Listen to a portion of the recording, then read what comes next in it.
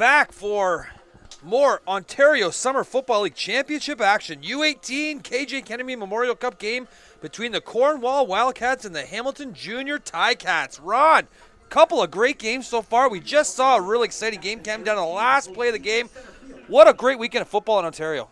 Great game of football in Ontario. Great way to celebrate the sport and coming back out of COVID and everything else. Everyone's been really, really well behaved. Parents and fans, the players have been outstanding. The play has been really, really excellent. I'm really looking forward to an outstanding game. There's a couple kids that we need to keep an eye on in this one. I'm going to point one out in particular. Defensive lineman for Cornwall, number 52, Aiden Wilson, arguably one of the best kids in the province. Hamilton Junior Ticats, a strong program, great tradition of excellence on the field. Not very familiar with Cornwall. Why don't you tell some of our viewers what Cornwall's about if they haven't seen the Cornwall Wildcats play football this year? Cornwall Wildcats are a very, very well-balanced team. They like to throw the ball. They like to hit that short route. They have a solid run game. A lot of their coaches are associated with the Carleton Ravens as well in the university. I was speaking to one of their coaches beforehand, Zach Annan, who is a gentleman who you're familiar with. I coached him a number of years ago, and just said that a lot of first-year players, they're really, really excited about the program's future and where it's going, but they're really excited and happy to be in this opportunity today. One of the great things about the OSFL is that it brings teams from all over the province together to play the great game of football. We got a great game coming up, Ontario Summer Football League Championship, KJ Kennedy Memorial Cup Championship game for the U18 Cornwall Wildcats versus the Hamilton Ticats. We're moments away from kickoff. Guys, we had a great weekend of football so far. Before we begin, we just want to thank quickly the sponsors, BioSteel, Momentum Fundraising, HelloFresh, Quest Awards, Barron Championship Rings, the Buffalo Bills, Team Linked, MLSE, Area 51 Sports Apparel, as well as our local community partners, the Western Mustangs, London Junior Mustangs, the London Beefeaters football program, and the Forest City Thunderbirds. Ron, we're moments away from kickoff. Championship game action. It's 4:30 on a Saturday. It's been a great day so far. The weather is starting to get a little bit on the warm side. What are some keys for today's game on both sides? I think one of the keys is going to be it's the war of attrition. Which team can weather that storm of, this is a different environment that nobody in the province, I'm telling you right now, is used to playing in. Not this type of heat, not with this humidity. It is a hot, hot, hot day. I would say it's probably about 40, 45 degrees on the field. I am not exaggerating that at all. You can see the heat coming off the field as we were standing down there earlier today. Cornwall drove up. They elected to drive up this morning, so they've had a 6-hour bus ride, and now they're going to play a game. So they've been on the road a lot. Let's see how those guys hold up. I also know that Cornwall has got a couple key injuries. Hamilton, really big, really physical team, likes to pound the ball, likes to pound the rock. They've got an athletic quarterback. This could be a dandy. We've seen some games early in the day where teams were taking chances. A lot of third down gambles. Teams really put away the punter for the first half, especially in that U16 game we saw earlier today. Do you think today's game will be as explosive as that, or do you think these teams might come out and try to establish the run a little bit more in the first quarter? I think you're going to see much more of a conservative approach with this game. I think both of these teams want to establish the run, try to put their dominance on things. I know Cornwall likes to spread the ball around. They want to throw that pass. They want to throw a bunch of stuff. I know Hamilton's much more of a ground and pound type of team. Again, very athletic quarterback, very athletic running backs, very athletic receivers, good all-around team. Physically, Hamilton is bigger. They could lean on Cornwall a little bit as this game goes on. But again, the it factor, the difference maker, Aiden Wilson, number 52, defensive end, Aiden Wilson, number 52. He is going to demand double and triple teams all game. If this kid gets loose, he is a game changer on the defense. During the warm-ups, we saw both teams' punters booming the ball. Great punt. It should be a great punting and special teams day for both teams. Talk about the importance of special teams when you're in a one-game scenario where basically it comes down to 48 minutes of football. How important are special teams in these situations? Special teams are huge. It cannot be overstated how important they are. It is a third of the game, especially in the Canadian game, in the three-down football. The ability to flip the field and play the field position battle. Understanding the downs, understanding the distance, understanding what they're doing. I think you're going to see a much more conservative approach in how this game is called than we saw in some of the earlier games today. But again, when push comes to shove, both these teams are here to win a championship. So I wouldn't be surprised to see those punters and those field goal units go away midway through the third quarter and stuff like that. But right now, I'm definitely going to say the field position game, kickoff. Hey, who's got position? If you can flip the field, if you can start your offense at the 30 or beyond, that's a win for your special teams at this level. If you get pinned inside the 25, really, that's a win for the other special teams. So those are some keys that you really got to look at in this game. We're moments away from kickoff for the U18 KJ Kennedy Memorial Cup Championship game between the Cornwall Wildcats and the Hamilton Junior Ticats, live from Alumni Field at the Western University campus. You're watching live on Junior Mustangs Television. Hit that subscribe button if you like what you see. Allow us to continue to bring you high-quality local and provincial football games all season long. All these games will be live streamed and archived for your viewing pleasure. You can watch these games all winter when you're cold and lonely and missing football. Get on YouTube and go to LondonJuniorMustangsTV.com, hit the subscribe button, and check out all of the best U14, U16, and U18 football action from across Ontario, provided by the Ontario Summer Football League, which is sanctioned by Football Ontario. Football Ontario is the sanctioned provincial governing body for football across the great province of Ontario, placing a focus on innovation, alignment, excellence, wellness, community, and inclusion. The organization is continuously engaged in providing football opportunities for all throughout leadership, promotion, and development of our great game of football. Football Ontario is driven by a commitment to deliver football programming opportunities and resources for over 70 member leagues and associations and over 10,000 athletes yearly. 10,000 athletes across this great province playing football, Ron. Is football alive and well in Ontario? Not only is it alive and well, it's making a big comeback, and I think you see that. We've had 41 different teams represented across the 5 different age groups, all the way from Essex all the way up to the Sioux. We just saw Sudbury play, Cornwall, many Ottawa teams. We're going to see Ottawa Myers tomorrow, Burlington, the Toronto, the GTA area. These are all different areas that football is coming back. Okay, Ticats in all black, that's something to factor. Black jerseys, black pants, black helmets. Cornwall Wildcats, almost called them the Royals, the old OHL team. Red and black, black helmets. So again, it's each of the teams wearing the dark jerseys, which is kind of surprising. I'd like to see somebody in white offer some contrast, but hey, who cares? We're just excited to be here for some football on a Saturday afternoon, Matt, in August. Where else would you want to be? Air conditioning would be the only choice. But other than that, we had a great day today. We'll take a minute for the national anthem. We'll join you shortly.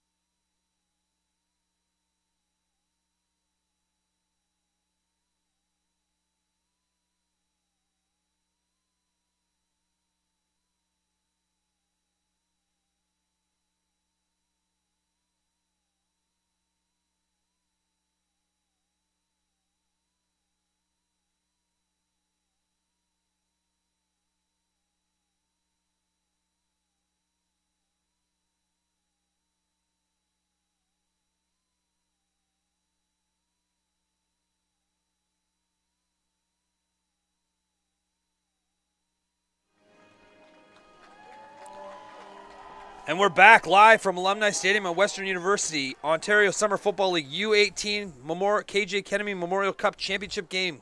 Cornwall Wildcats and your Hamilton Junior Ticats live on Junior Mustangs TV. Hit that subscribe button if you're watching. Thanks for joining us today. I'm Matt Snyder, joined by the godfather of local sports commentary, smooth, silky voice of Ron Forward. Ron, great game. We're minutes away from kickoff. We've talked about the teams. We've talked about the games. We've talked about the importance of special teams. Anything left to say before kickoff? Let's just go after and get after it. This is going to be a great day. It's been a great day of football. Another big game after this one that we will be streaming, Matt. But you know what? This is kind of the big one today for me. This is kind of, let's see how these teams kind of stack up against each other. Congratulations to the Sudbury Spartans, the U16 Sandy Ruxel Cup champions. They defeated the Vaughan Rebels today in a great game this moments ago, a 2 o'clock game. Awesome game. Great football at the U16 level. That Sudbury quarterback was outstanding. I thought he played great football, and he's got a real bright future. One of the things I like about this weekend is, like I think I mentioned earlier, you're getting a chance to see teams from across the province that you've never had a chance to see before. It's been years since I've seen Sudbury play football. Really outstanding program. I love the way that they played. I thought that quarterback was outstanding, Ron. Yeah, I really liked how they played it. Very familiar offensive scheme to me. I've run similar stuff to that over the years. Again, now you're going to see a contrast in style. Hamilton really likes to put the ball on the ground and beat you up physically. They're a physical team. And again, special teams is going to be the key. Which team can win the special teams battle, I think is going to go a long way to determining, if not determining, who's going to win this game. Ticats will kick off from the 45. We got toe meets leather, and the ball is kicked deep, fielded at the 20-yard line by the Cornwall Wildcats. Breaks through the middle. He's up past the 30, near the 35, and tackled. He'll be tackled just over the 30. We'll call it the 37. First down for the Wildcats, Ron. Good return, straight up the middle there, and then he's taking it up, and then he banks it back in the middle, trying to get that cutback lane in there. Good job of getting north-south with that return, getting the most out of it, not wasting yards, not wasting energy. 37-yard line, first down, Cornwall. Cornwall on offense in the red jerseys, looking to get a drive going to start the game. They've made a long 6-hour trip from Cornwall, and here they are for the U18 Kenemy Cup Championship game. Quarterback in the shotgun comes out with 3 receivers to the bottom of the screen, wide side of the field. They'll be in a one-back offense to start the game. Drops backs to pass. Quarterback's got a receiver open over the middle, throws it, completed for a first down and more. Big throw to number 4. Great throw from the Cornwall quarterback to start the game, Rod. Yeah. Osborne just as a little sit-down route right across the middle. You got a 3-by-2. I know they talked about they want to spread the ball around. They want to mix in the run. They want to get that run going, but they're really a passing game. They want to get the ball to the edges. Really good job delivering the ball upfield, understanding where's the soft spot in the zone, and delivering the ball on time. Cornwall Wildcats on offense with a first down just over the 55-yard line. We'll call it the 54. 3 receivers, bottom of the screen. Quarterback back to pass, looking to throw again. Has receiver open over the right numbers. Completed for a short gain. We'll call it 2nd and 6. Osborne again, the receiver, number 4 for Cornwall, just did a little hook route there, sits down after about 5 yards. And again, we talked about that earlier with coverages. If they're sitting back at 7 or 8 yards and their first step is back, you can just have the receiver stop after 5 and just run those hooks all day. Is it fair to say that a quarterback might try to target his number 1 receiver early in the game to get in a rhythm, Ron? Absolutely. You want to get the ball going. You want to get some completions going here. 3 plays, 3 passes for Cornwall. Another completion will be close to a first down. Well, depending on the spot, Cornwall has come out slinging to start the game. Referees have a spot. Looks like it'll be just short of the first down. We're going to call it 3rd and 2 yards to go for the Cornwall Wildcats. They got a choice to make. Looks like they send the punt team out here early in the game.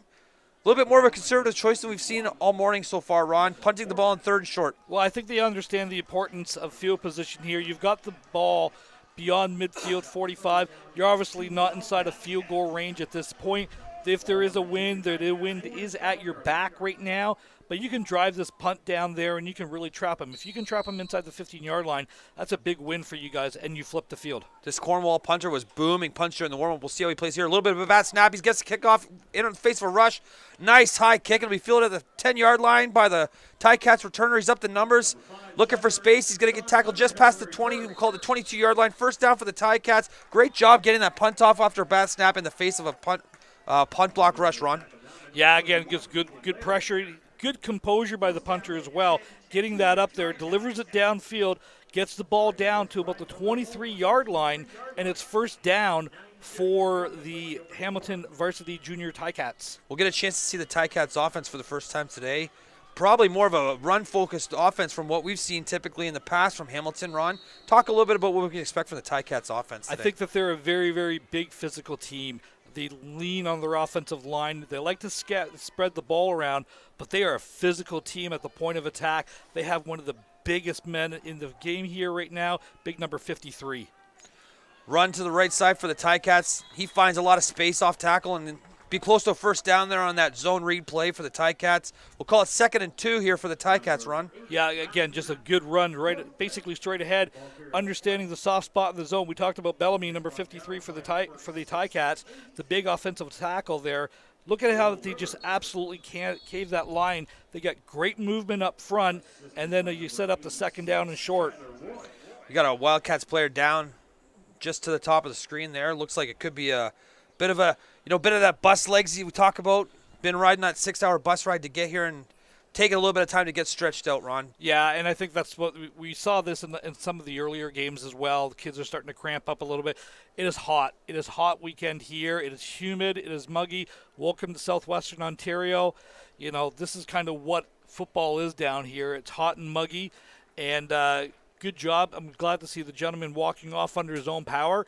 But I want to see Hamilton continue what they were doing, what they were just doing. Really lean on that offensive line and drive the ball back. Get those short passing games going to your athletic receivers, but really I want to see them run the ball. Quite a contrast from the start of the tryouts we had, Ron, in April, back when we were wearing winter coats and parkas trying to keep warm, and now we're sitting here begging for some air conditioning in this booth. We got a second and 3 for the Ticats here. 4 receivers to the top of the screen for the Ticats. Quarterback takes a snap. Turns, hands off the ball. Space up the middle is going to be close. He is met by a plethora of Wildcat defenders, and that's going to be real close to a first down depending on the spot. Looks like he just made it, and it'll be first down Ticats here, Ron. So a little RPO action here. You're reading, and the Cornwall player does a good job of freezing down there and holding the quarterback into place. But again, at this situation, you want to give the ball exactly what you want to do. Get the most as you can. You needed 3 yards. You got 4. Remove the sticks. First down. Today's first quarter is brought to you by Team Linked. Team Linked is the official sponsor of the OSFL. Team Linked is a Canadian-based team management app enabling teams to share schedules, track attendance, automate reminders, chat, and more. Download Team Linked from the App Store and set up your team for free. If you're a coach across Ontario looking for a way to make your team run a little bit smoother, grab this app. It's a great resource for you, and it's out there. We got a first down run by the Ticats here as they continue to pound the ball between the tackles. Really looking to dominate on the ground, Ron. Yeah, I really like the slice action that they've got coming back here. Does a great job by the fullback coming across, kicking out, almost running like an old school trap there. You're trying to get a double team at the point of attack, and you're just hitting that inside. Good gain of about 7 yards on that first down carry. Talk to me about that slice action you mentioned, if I'm not familiar with that term. Slice action is when you're bringing a blocker down along the line of scrimmage, parallel to the line of scrimmage to get an extra block. You cannot block towards your end zone.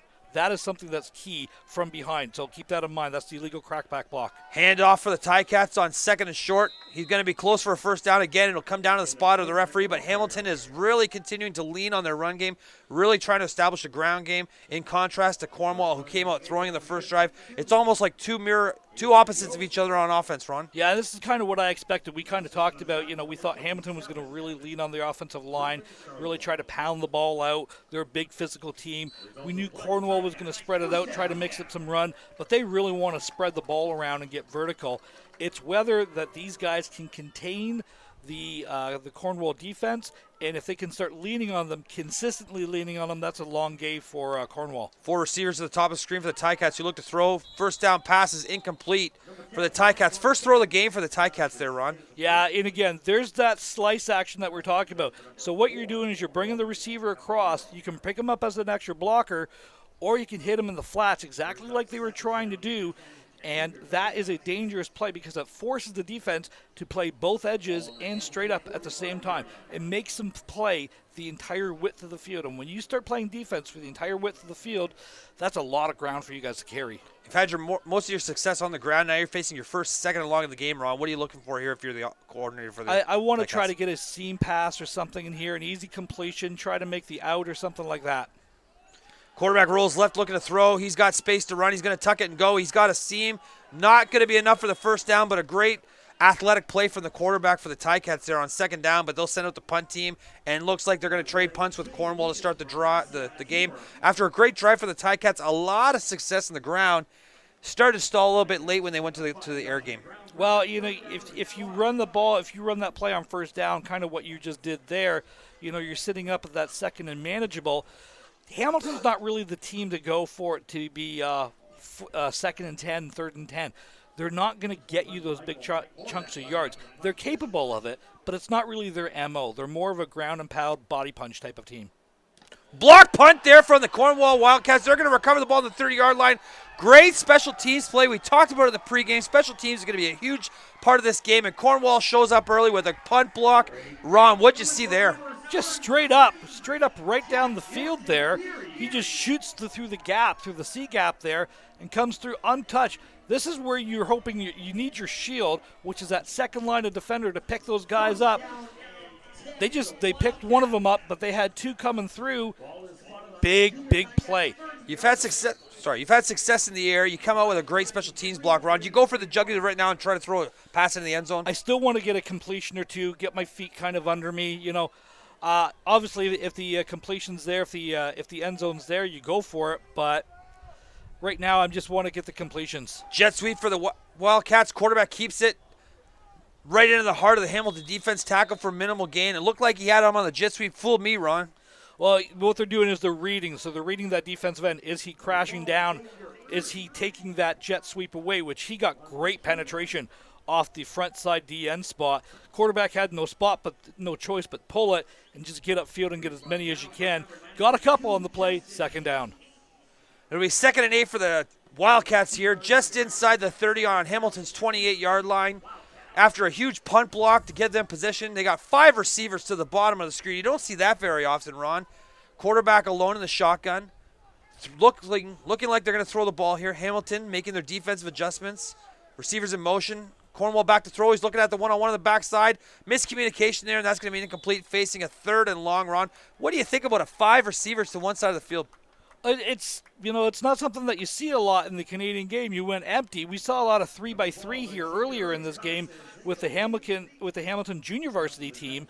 That's the first time that we've seen 5 across with Cornwall.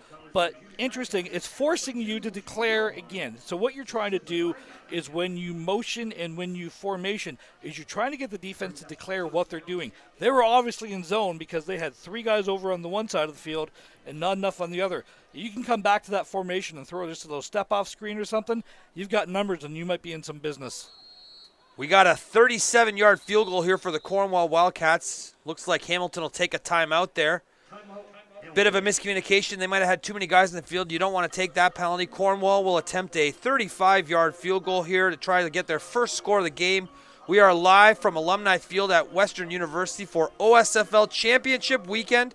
We got the U18, the Under-18, J. Kennedy Memorial Cup Championship between the Cornwall Wildcats and the Hamilton Junior Ticats. This is our 4th game of the day, the 6th game of the weekend. We got a really great game coming up after this, and then 5 more exciting games tomorrow. You're watching live on Junior Mustangs Television. Hit that subscribe button if you haven't already. Make sure you subscribe and follow along. Check out all the other games that have been played this weekend, including tonight's games, all the games from last night and this morning. They got some great Ontario Summer Football League action in the archives for you to check out over the next couple weeks. Hit that subscribe button. Allow us to continue to bring great local and provincial football action as Cornwall kicks a 35-yard field goal that splits the uprights to put them on the board. 35-yard field goal to make it 3-0 Cornwall. Ron, what a great field goal to start the game. That's a great statement because now you're putting in the mind that not only was that good, that's good from 10 more yards out. So you know that you're pretty much solid from 40 yards in at that point. And so you have to keep that in mind. That is a huge advantage for you if you know you've got that in your back pocket. Great special teams play from Cornwall to start the game. Not only did they have the 35-yard field goal, which could have been good, like you said, from 40, a huge punt block to put them in that position, and they had a great return on the start. Special teams is so vital. You mentioned it in the pregame. It's going to be a big part of this game. We haven't seen as much special teams play in some of the earlier games, a little bit more aggressive, but it looks like both teams are kind of in that feeling out stage, and Cornwall special teams have really responded to start the game. Yeah, it's more of a traditional game is a big part of the Canadian special teams game. So it is such a big part of the game. It's a third of it, and you can't stress it enough. The ability to punt, to cover downfield, understand field position and everything else with the time remaining, it is massive to be able to do that. Cornwall will kick off from the 45-yard line, leading 3-0, live from Ontario Summer Football League Championship Weekend at Western University. The U18 KJ Kennedy Memorial Cup between the Cornwall Wildcats and your Hamilton Junior Ticats. Cornwall leads 3-0 with 4:40 left the first quarter. Deep kickoff. It'll be fielded on the bounce at the 9-yard line. Hamilton brings it up around the left end. Looking for space here. He's got to see him, and he's tackled just shy of the 30. We'll call it the 28. It'll be first down for the Ticats on the 28-yard line. looking to respond after a great drive where they pounded the ball on the ground and then stalled as they met over center field, Ron. Yeah, can they stay patient enough to do that again, to come out and run the ball and really try to really establish themselves out there? I really like what they were doing early, and let's see if they can continue to do that. Again, big athletic team here from Hamilton, but they are a run-first team. There's no question about that. Coach Underhill, the head coach of the Ticats, special teams coordinator McMaster, knows the importance of special teams all too well. Comes out, 3 receivers to the top of the screen, make that 4 receivers to the top of the screen for the Ticats. Quarterback, Barisi in the shotgun alone, 1 running back beside him. Takes the snap, he's back to pass, looking to his left, got a 1 receiver on the sideline, breaks out. Barisi's flush from the pocket, he's scrambling, looking for space. We got a flag on the play as Barisi breaks the first tackle. He's got yards and more, but they could be a holding penalty on the play, Ron. Well, you're going to have 2 penalties on this play. You're going to have a holding against the offense, and you're going to have a late hit or he was down and piling on penalty as well. So this is definitely going back some yards at the end of this play. Hamilton Ticats came out on first down the first drive of the game and started running the ball. Come out to throw the first down on the second drive of the game. Barisi scrambles. His athleticism will be a factor as the game goes on. Talk to me about running quarterbacks and how it affects the defense. Well, again, we talked about making you defend the entire width of the field, and it puts you in defensive binds. When you're playing defense, you don't really account for the quarterback as a runner. So what you're trying to do is get your defense in what we call a plus advantage. You want to get 1 more defender than they have offensive player. When you have to account for the quarterback being an athlete and running with the ball, then all of a sudden, you can't get that plus advantage, because if you do, you're going to lose advantage at one point. And these are smart coaches. They're going to see that kind of stuff, and they'll take advantage of that down the line. Well, we'll call it 1st and 35 for the Ticats. A massive penalty. Walks them back almost in the shadows of their own goalpost. What play call do you have for 1st and 35, Ron? Maybe a screen or something like that. Maybe run a draw, try to get them upfield, and catch something underneath it. There's not a lot of 1st and 35 plays. Hamilton likes to hand the ball off to the right tackle.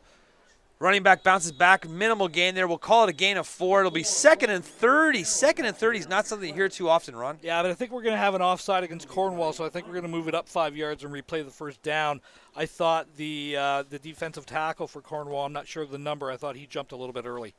So 1st and 30, Hamilton will replay that first down. 1st and 30, though, still a long way to go. Interesting play calls here. I'm not sure what you would call as an offensive coordinator if you're in this situation. Maybe just get the ball to your best guy. But regardless, Hamilton will face a 1st and 30 from their 10-yard line. They've run the ball with success the first drive of the game. Came on the second drive, tried to throw the ball a little bit. Had a huge penalty that's taken them back. Trying to get out of the shadows of their own end zone here, Ron. 1st down and 30 to go. Hamilton lines up 1 back in the backfield, 3 receivers to the top of the screen. Quarterback sends the receivers in motion. He takes a snap, looking to pass. He's got a receiver crossing over the middle, caught with ease. He's got yards to go. Good block on the edge. There's a flag on the play late. Could be a roughing the passer, which will be an automatic first down if it's correct. Great throw from the quarterback. Is this going to be a roughing the passer? I think you have roughing the passer against Cornwall. Unnecessary roughness, roughing the passer against Cornwall. So those yards that you just gained, you had them in a real pickle. You just given that away again, and now all of a sudden it's first down Hamilton. Ball's going to be placed about the 25, 30-yard line here. Ron, if you're a coach and you have a team in 1st and 30 and you give them an automatic first down with a roughing the passer, what are you going to be saying to your guys on the sidelines? Composure. Keep your composure. It's a long game. We play 48 minutes at this level. 48 minutes is a long time of clock time. You have to play smart. You have to play composure for all 48 minutes if you want to come out as a champion. First down for the Ticats on the 40-yard line coming out. They trail the Wildcats from Cornwall 3-0 with 3:15 left in the first quarter on Ontario Summer Football League U18 KJ Kennedy Memorial Cup Championship game action. Ticats 1 back in the backfield. Quarterback takes a snap, looking to throw. He's got a receiver to the sidelines. He's looking for space. Post road over the middle, just over the head of the receiver into traffic, and that'll be incomplete. 2nd and 10 for the Ticats here, Ron. Yeah, Paulin was the closest defensive back, and I think it just kind of slipped right through his hands. I'm not sure if he saw it. What you're just trying to do is you're just trying to hit that sit-down route. See, you're just trying to get that soft spot with that kind of skinny post in there. And again, good job of closing that, make that a tighter window. 2nd down. You call it a sit-down route. Are you talking about the receiver sitting down in the field physically? No, he's trying to find some space and then post up into the middle. So post would be an inward break to it. So no, we don't want to have a seat in the middle of the field. Matt's having some fun with me on at my expense here. Ticat quarterback looking to throw. He's got a receiver down the sidelines on the corner road, just through the arms of their possible pass interference. No flag. The referees look like they're going to let him play, and the Ticats will face a 3rd and 10. Out comes the punt team. Big arm there from Barisi on that deep corner throw to the wide side of the field, Ron. Is that a kind of throw that you like to see your quarterback make? You know, I like the matchup. I prefer to do that more to the boundary. It's a shorter throw for him. That's a long throw. Again, whatever wind there is here, it's kind of going in Hamilton's face a little bit. So that ball is going to hang up there a little bit more than you normally would be. But again, good coverage downfield and good job from Cornwall. Ticats punt the ball away. Cornwall, last time they faced a punt, they blocked it and led to their 3-point field goal that put them up. Ticats, good snap. Kick is off. They get it off clean. That's a great punt. Hanging. It'll be fielded on the 25-yard line going backwards. Number 6 got it. He's got it on the sidelines. Possible holding penalty, and he slips down. There was a great punt there. Really well fielded. Looked like they had a lane. There's a flag on the play. We saw a player fall down here. Possible holding call, but what a great punt, Ron. Yeah, we talked about it. Special teams, the ability to flip the field. You've now put the ball inside the 30. We talked about field position and how important it is. No flag on the play, so they're going to say that there's no penalty on that. But again, you've pinned the team inside the 20. Now you've got so much ground to make up. And again, the consistency that you have to go 90 yards in a drive is astronomical. And it's really what you're trying to do at this point is get a couple first downs. If you can convert and you can score, fantastic. But if not, you want to get a couple first downs, punt the ball, flip the field back in your favor again. Cornwall starts to drive on the 16-yard line, call it the 17-yard line, facing first down. They lead 3-0 with 2 minutes left in the first quarter here. 4 receivers to the top of the screen for the Wildcats in red. Quarterback brings a receiver across in motion. 2 receivers to the bottom of the screen. Takes a snap, hands off to the left. Has space and more, breaks through a tackle. He's got a 6-yard gain. It'll be 2nd and 4. First run play for the Wildcats so far, right, Ron? Yeah, first run play that we've seen. Wilson's the ball carrier on that. This is just a simple zone play. So what you're trying to do is just get all your run blockers going in the same direction and kind of tuck up behind it. Good job pulling it around, trapping the outside pressure, and does a good job of finding the alley and hitting the lane. Gain of 7 on the play. 2nd and 3 here for the Cornwall Wildcats. 24-yard line. The Wildcats in red. Coming out, 6-hour drive down into London for this U18 Memorial Cup Championship. Turns, throws the ball. Receiver has a first down. Just enough for the first down, and Cornwall is on the drive, Ron. Yeah, good job just running that hook. If, again, they're playing 7 off, running that 5, sit down, which means stop. Just don't go any further. Find that soft spot in the zone, which you were able to do. Ball's at the 30-yard line. First down, Wildcats. Cornwall comes out, breaks the huddle, facing a first down on the 29-yard line. They've thrown the ball with some pretty good success so far in this game. Great big quarterback. 4 receivers to the top of the screen, bunched up just inside the hash marks. Cornwall looking to continue this drive. Quarterback sends his receiver in motion, takes a snap, turns, runs that outside zone play to the left. Met by a handful of Ticats defenders, and the referees will blow that dead. It'll be loss of 3. We'll call it 2nd and 13 for the Wildcats there, Ron. Yeah, again, just that zone play that you're looking, so you're trying to get them to overcommit to the bunch, which they don't appear to be doing. This is where we thought Hamilton would have the advantage on the defensive line and the offensive lines, kind of leaning on the Cornwall teams there. But again, really good job. Great pressure up front, led by number 92 by the Ticats. Haynes was the defensive player there. 2nd and 13 for the Wildcats here. 3 receivers to the top of the screen, bunched up tight. Quarterback back to pass. He's got a receiver to the flats open, throws it early. Tackled immediately, and that'll be no gain. It'll be 3rd down and long for the Wildcats. Expect to see them punt the ball again. They had great success last time with a great punter. Yeah, again, so this is what you were hoping to do. You were hoping to get together a couple first downs there. You got 1. You didn't get 2, so, you gained a little bit of yards, but you've got to be able to pin this ball down there. You need good coverage downfield. End of the first quarter here. Cornwall Wildcats lead the Hamilton Junior Ticats 3-0, and U18 KJ Kennedy Memorial Cup Championship game action live from the Ontario Summer Football League Championship weekend on the campus of Western University. You're watching live on Junior Mustangs Television. Hit that subscribe button if you like what you see. Allow us to continue to broadcast Ontario and London football games across the province and across the city for your viewing pleasure. All the weekend's games are live streamed. They'll be archived for your viewing pleasure. You can check them out at any time. Hit that subscribe button. Hit the like button. Let us know you're out there. Throw a comment in the group chat if you're available, and let us know which team you're supporting. Happy to have you here. We got a great weekend of games so far. We've had 5 games, exciting games. We've had a great game at the 2 o'clock spot between Vaughan and Sudbury in the U16 Sandy Ruxel Cup action. Last night, 2 great games between Chatham and Guelph in the Waterloo Forest City Thunderbirds U16 game. Cornwall facing a 3rd and long here, looking to punt the ball away. Cornwall's punter had a great punt the first drive of the game when they had to kick the ball away and really turn the field over. Hamilton Ticats on the return, looking to get some good field position. Great punt in the air to be fielded clean on the bounce on the 50-yard line.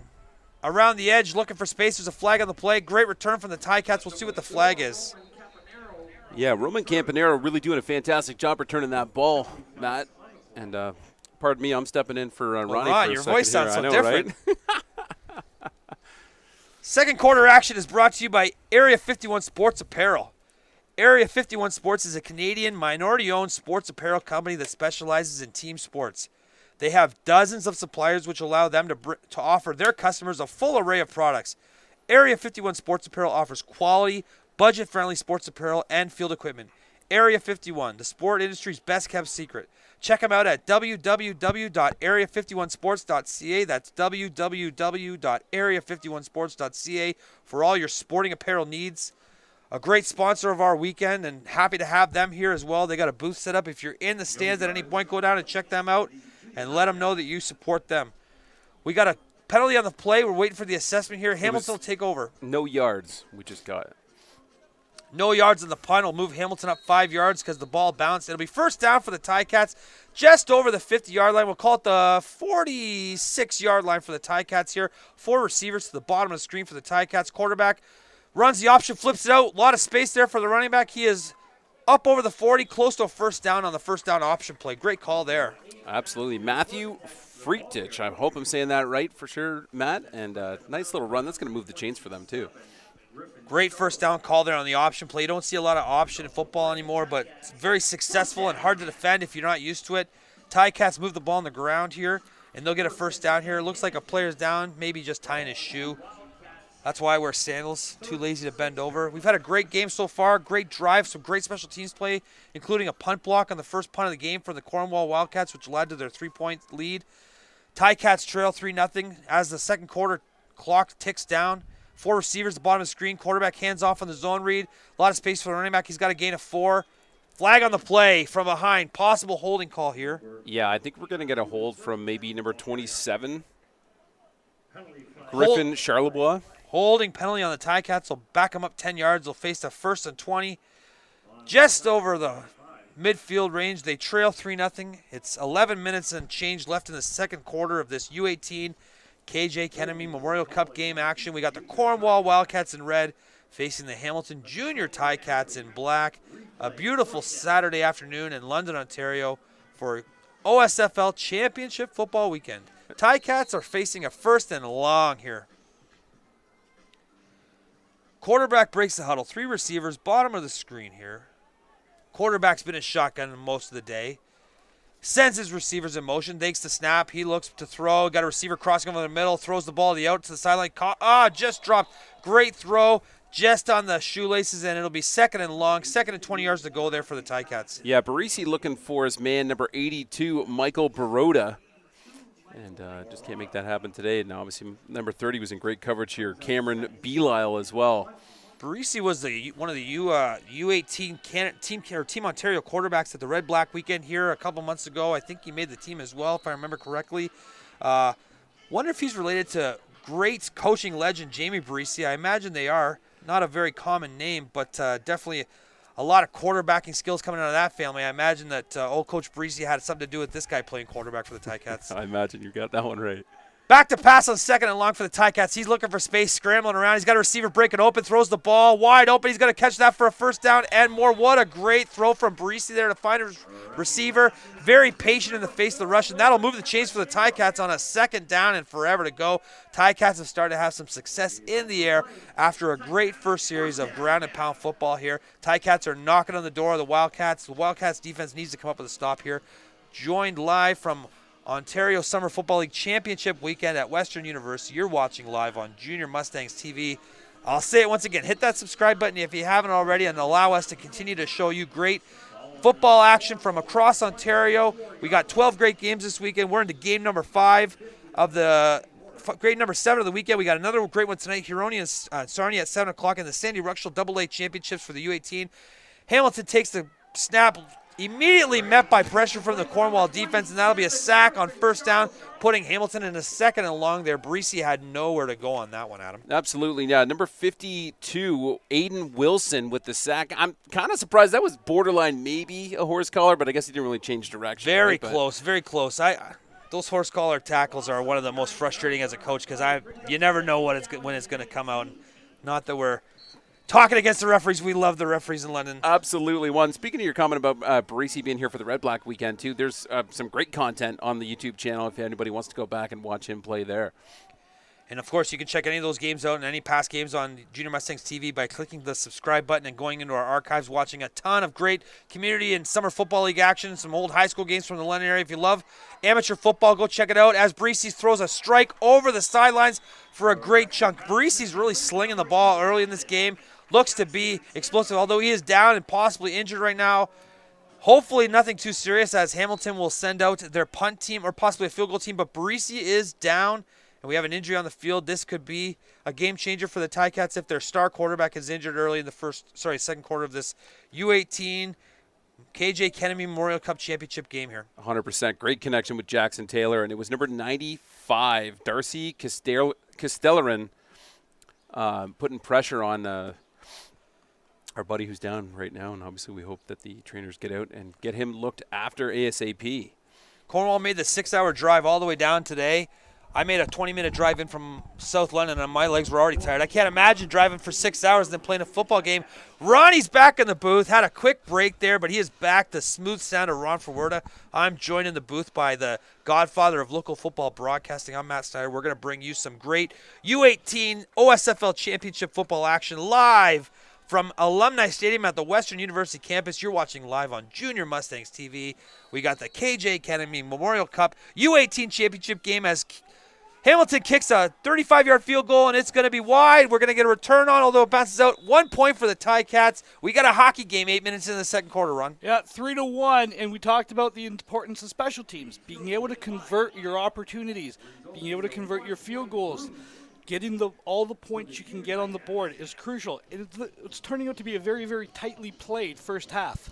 Great special teams play so far. We've had 2 great punters. We got a great field goal kicker from the Cornwall Wildcats.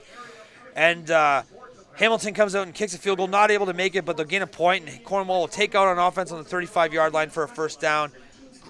Tight game so far, a little bit of a contrast to some of the games we saw earlier today where both teams were very explosive. We saw a great Brantford and Hamilton U16 game, which was just wide open, everybody taking chances. The Vaughan Sudbury U16 Sandy Ruxel Cup Championship was a really exciting game. Sudbury came out throwing the ball early and often and were able to walk away with a 1-point win, scoring late in the game. This morning we had the Forest City Thunderbirds and the Guelph Griffins of the U14 Sandy Ruxel Cup action, which was a really exciting game. Last night's Chatham and Guelph U18 Regional Cup action was exciting as well. Came down to the last play of the game where Chatham blocked the field goal to walk away with the win. As Cornwall hands off the left side on first down, looking for a run. Not going to get a ton of yards there. It'll be second and long there, Ron. Yeah, not much to go on there on the ground for the Wildcats. Just tried that zone play over to the short side of the boundary side of the field. Tried that slice action to get a little bit of a bump. Tried to crack him inside. Didn't quite get the double team at the point of attack. Able to slip through. Makes a tackle in the play. No gain. Second down. Cornwall, second and long here. Second and 10. Ball on the 34-yard, call it 34.5-yard line. 2 receivers to the bottom of the screen. 3 receivers in the tight area at the top of the screen. Quarterback takes a snap, looking to pass to his right. He's got a receiver on the corner route open. Ball's in the air, caught, completed for a first down. Great throw, Ron. I like that corner throw from the quarterback of Cornwall. Put it in the spot where only your receiver is going to get it. No danger of an interception on that. Great big long throw. That was about a 35, 40-yard throw into a breeze, Matt. That's a tough ball. Reminds me of a young Matt Snyder out there throwing deep corners to the field, Ron. Matt Snyder was a little bit sharper. I can only imagine. I can only wish, Ron. I probably wouldn't have made that throw. I definitely couldn't have made it today. But here we are. First down for the Cornwall Wildcats, just past the 50-yard line. Beautiful Saturday afternoon, OSFL action. Cornwall back to pass. Pressured, scrambled, looking to throw. He tucks it and run. Cornwall quarterback is going to run. Big hit there. Gets himself a couple more yards. Do you like to see your quarterback deliver the boom like that, Ron? Well, I prefer him, you're going to take the hit, might as well deliver it, but I prefer him to step out of bounds a little bit earlier on that and avoid those shots. Those shots add up over time, but this is a big physical kid. You're number 12 for the Cornwall team. Is a big kid. He's one of the bigger kids on the offense. But again, you don't want to be taking shots from linebackers and defensive linemen coming down the line scrimmage to the track. I took a hit like that in my men's league hockey game this year, Ron. I immediately started looking for a hug. Where's my mom? I need a hug. That was a big hit. 2nd and 4 for the Wildcats here, just over midfield. Closing in Ticats territory, up 3-1, 6:44 left in the second quarter here. Cornwall with 3 receivers to the bottom of the screen into the boundary, brings a slot receiver in motion.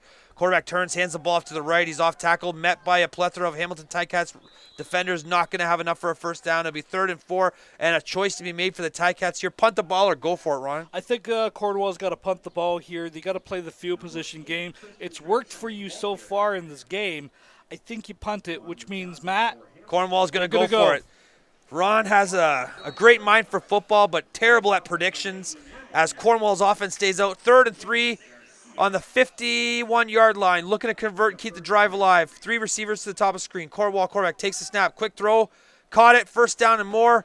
Big gain on an easy completion, Ron. Yeah, again, they're playing off those 7 to 10 yards on that soft zone coverage, and they're just sitting down when you get to a point. You make the first man miss, get upfield, and all of a sudden you got a gain of 12, first down Cornwall. First down for the Wildcats on the 39-yard line going in. They've had a great drive so far, moved the ball through the air with some consistency. Great quarterbacking play from both sides of the field. Cornwall first down here, 39-yard line. 5:32 left in the second quarter, leading 3-1 in U18 Memorial Cup game action. Something else to keep in mind, Matt, we saw that field goal in the first quarter from Cornwall. They're close to field goal range at this point. Speed out is dropped into the boundary on first down. It'll be a 2nd and 10 for the Wildcats here. He looked like he had him open, just a little bit of a drop from the receiver out in the boundary there, Ron. Yeah, you got to be able to squeeze that. I really like the route combination. Anyone who's heard me call a game before, they know I love this combination of the go and the out to kind of put the defense in the bind. Are you going to jump it or are you going to play coverage? That time they did a little bit of both. Good job, but unfortunately the ball was just dropped. 2nd and 10 here for the Wildcats on the 39-yard line. Wildcats line up with 3 receivers to the bottom of your screen. Wildcats in red bring a receiver down the line in motion. Quarterback takes a snap. Quick screen out to the right. He's got space, tackled, breaks a tackle. He's going to gain 5, or it's going to be a 3rd down and 5 to go, just over the 35, and another decision to be made for the Wildcats. Kick the field goal, Ron? Accordingly was the receiver. I'm going to say yes, so that means no, they're not, as they do bring out the field goal unit. So, yeah, I do like the decision to kick the field goal here. Let's get the 2 point. Let's get the score up there again. Points are going to be at a premium. The way that this game's kind of shaping up, it's going to be a premium to get points. Get them while you have the opportunities. I was just going to say that, Ron. This feels like the kind of game where a field goal is going to make a difference. Yeah. A first quarter field goal is going to make a difference in the fourth quarter. So Cornwall lines up actually in their punt formation here. So we are both wrong. Cornwall looking to punt the ball, maybe worried about the wind in their face, but they're going to try to cough in corner here. Ball is snapped, kicked. High kick. It's going to hang. It's going to make its way into the end zone here. Hits the uprights, and that's a dead ball there. Dead ball. Bad luck for the Wildcats. They will not come away with a single point, Ron. You still like the choice to punt that, or would you have kicked the field goal if you were the coach?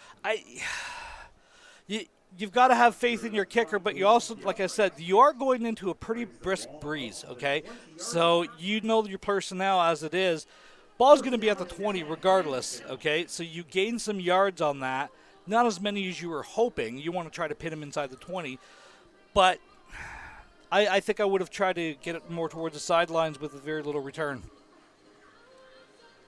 First down for the Ticats on the 20-yard line. They trail 3-1 early. 4 minutes and 30 seconds left in the Second quarter here.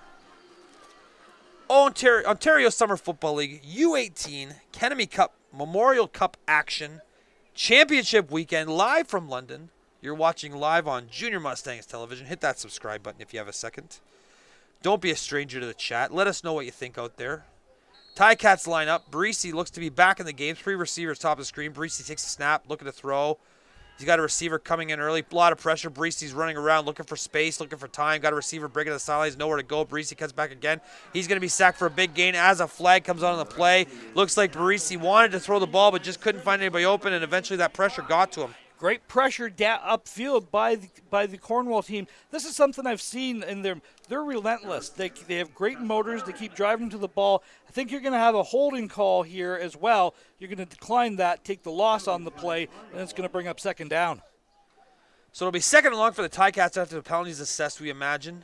Ticats are having a little bit of trouble protecting the last couple plays. Cornwall's defensive line is really getting after it. You had mentioned they have a defensive end that was a standout player for them, Ron. Yeah, number 52 for Cornwall is actually one of the top kids in the province. He is a definite go guy for a lot of the universities. Great motor on him, relentless, high energy, great character kid is from what I'm told as well. Second and we'll call it 21 yards to go for the Ticats here, backed up with the ball on the 8-yard line in the shadows of their goalpost. They trail the Wildcats 3-1 with 4:10 left in the first half. Wildcats come out in shotgun, 3 receivers to the bottom of the screen to Breese's left. He sends them in motion, takes a snap. He's looking to pass. Got a receiver on the deep route, wide open. He's going to catch it more. This is going to be a touchdown here for the Ticats. Great throw from Barisi. Did they bust the coverage there, Ron? Wow, wide open. You don't get much more open than that, eh? Capanello was with the reception. I want to see the replay. I don't know if they blew a coverage or he just gave him a move here. Yeah, he tried to jump it. So they're playing zone there, and they're expecting high help coming over the top. High help never came there. He just blew by him, and unfortunately, young players are going to make a mistake. That was an error. And big play for Hamilton, flips his game on its ear. Patient so far for the Ticats, and they are able to capitalize on a big strike there after playing that patient ground control game and punting the ball away. Take the lead 7-3 with 3:50 left in the first half, pending the PAT. Explosive offense from Hamilton, who's been a little bit more conservative than we've seen this weekend from some of the other teams. Explosive play. Barisi comes back in the game after taking that big hit in the last drive and is able to find the receiver for a big strike. PAT pending, and it's up and it's through. Ticats take the lead 8-3 with 3:50 left in the first half, Ron. We talked about, Matt, how this kind of feels like a close, tight being played game. All the games this weekend, with the exception of one, have all been under a touchdown. Every single game. You had a 2-point game last time. You had a 1-point game last night. You had a 1-score game last night. You had another 1-score game earlier today. So all the teams have been really, really well matched, well balanced with each other. It helps that you haven't had a lot of remake games, okay? You haven't had that Brantford-Hamilton game like we had earlier, which was a rematch of earlier today. I believe that was the only one that we're going to see over the weekend. So a lot of unfamiliarity, a lot of newness to both of these games, both of these teams in all of these games. So again, that's something that to keep in mind as the weekend goes along. The games have all been really, really tight, really, really close. And with the tiered playoff format that the OSFL operates under, you get a lot of opponents in these playoffs that are very, like quality and very close and competitive nature. So you get a lot of close games, which I think is great for football in Ontario because you want people playing meaningful games at the end of the season after going through, starting in April and their tryouts all the way to the end of August. You want people playing competitive games at the end of the season so the games are meaningful. It keeps teams involved, it keeps players interested, and it keeps the games close. So a great setup for the Ontario Summer Football League action so far as the Ticats lead 8-3 with 3:50 left in the first half in Ontario. U18 KJ Kenemy Memorial Cup Championship game action live from University of Western Ontario's Alumni Field, formerly TD Stadium. You're watching live on Junior Mustangs TV. Hit that subscribe button if you're able and join us for a bunch more games this weekend as the Ticats kick the ball off deep over the head of the return. This is the second time. Oh, he caught it clean. I am misinformed. Return up the middle, lots of space to go. And he's tackled just over the 20-yard line. It looked to me like that ball was going to go over his head and just kind of died at the last second, eh, Ron? Yeah, I thought this was 5 yards over his head at first here. Here we can see the kick. He catches it over his shoulders, full extension out. as you're going to see at the very end here, this is a great kick, driving it down, playing the wind to your advantage. Look at this, full extension out, Great catch. over the shoulders. That's a phenomenal catch. But boy, oh boy, you miss that, and all of a sudden you're running to the back of the end zone, you're giving up a single. Doesn't seem like much, but we talked about it. 1 point game, 2 point game, 1 score game. All these points are at such a premium this weekend. You got to get them while you can. Absolutely. Wildcats start first down on the 21-yard line, trailing 8-3 with 3:33 left in the first half. The Cornwall Wildcats in their red jerseys with black pants face the U18 Hamilton Junior Ticats in all black with yellow trim as the Wildcats call a timeout here. 3:28, Ron. 8-3 score. We've seen some great special teams play. We just saw an explosive pass game from the Ticats here. What are your thoughts on the game so far? Again, it feels kind of tight so far. It's like they're delivering body blows to each other, trying to figure them out. It's starting to shape up the way we thought. Hamilton trying to really ground and pound the ball. We saw that earlier today. Cornwall trying to spread the ball out, get the ball vertical. We know Cornwall's down some players. They had some kids that couldn't make the trip. Other kids were injured. Every team is in that situation at this point of year. Every team has got injury. It is a war of attrition. And right now, Hamilton just looks a little bit more ready to take that. I'm lost for words. Seems like the physicality of the Ticats is really starting to become a factor as the longer the game goes on. The heat is a factor. Obviously, we've talked about that. It's a hot day. It's a little bit humid out there. Not a ton of breeze down on the field. And if you're a physical offense and you can run the ball, you start to wear out your opponents as the game goes on. Cornwall's been a little bit more reliant on the pass game. They line up with 3 receivers at the top of the screen on first and down here. Quarterback back to throw. He's facing pressure. The Ticats fumble on the play as the Ticats defensive line is really starting to lean on the offensive line of the Wildcats. Do you think this is going to become a factor as the game goes on? Is Hamilton's physicality going to become more and more of a part of the game? Which is why we talked about how we thought Hamilton was going to try to run the ball more in this game. They wanted to kind of shorten this game and really lean on them a little bit more as we see, great pressure coming off the edge there. And again, just a good job of really lowering a shoulder, ripping through, and getting pressure on the quarterback. I think this is going to be the underlying factor in this game. Cornwall is a very athletic team, but they're not big. The average size of their offensive line is 220 pounds, which sounds big, but it's not for an offensive line. Not when you got a couple kids on the Hamilton side who are pushing 250, 260. Ron, I'd take 220 right now in a heartbeat. I would too. 3 receivers top of the screen for the Wildcats facing second and long here. They take the snap, quarterback back to pass. He's got a lot of pressure in his face. The defensive line for the Ticats gets to him, and that'll be the second straight sack for the Ticats. Yeah. Wildcats will be in a third and long and be forced to punt with 2:48 left in the game, and we're starting to see the Hamilton defensive line dominate the line of scrimmage, Ron. Yeah, number 99, big number 99, Garcia coming off the edge there. We talked about it. They're starting to lean on him. You're starting to kind of get that feel like, here they go, They're starting to lean on him a little bit. Maybe it's that 6-hour bus ride. Maybe it's the short numbers. Maybe it's the size. But Hamilton feels like they're kind of leaning on Cornwall a little bit here. And, barring a play or two, don't be surprised if Hamilton maybe puts another one on the board and really puts Cornwall in a hole at half. All right, Ron, prediction time. Do you punt this away or do you give up the 2 and play the field position game? I give up the deuce because right now it really doesn't take into a huge factor as we punt the is ball. away. It's a short kick. It's going to fall with limited field position change. Referees are going to blow that dead for safety. Why do the referees blow that dead on a short punt, Ron? Because they're within this 10-yard bubble, and there's too many players that are upstairs looking at the ball, and you're going to get a no yards call. So at this point, you just blow the ball dead. It is a safety issue that they've done in Canada. I actually like when they do that, Matt. So that punt, minimal change of field position is going to give Hamilton excellent field position with 2:35 left in the second quarter here. Ticats up 8-3 in U18 Kenemy Memorial Cup action. Championship weekend from the OSFL live from Western University Alumni Field. You're watching live on Junior Mustangs TV. And here's why I would have given up the 2 there, Matt. You give up the deuce, you're at 10-7, okay? You're still it's one score. There's no difference between 5 and 3 or 5 and 7 at this point. But you're going to put them on the 35-yard line or at the 40. You've given up a lot of field, and now all of a sudden they're in striking range for a touchdown.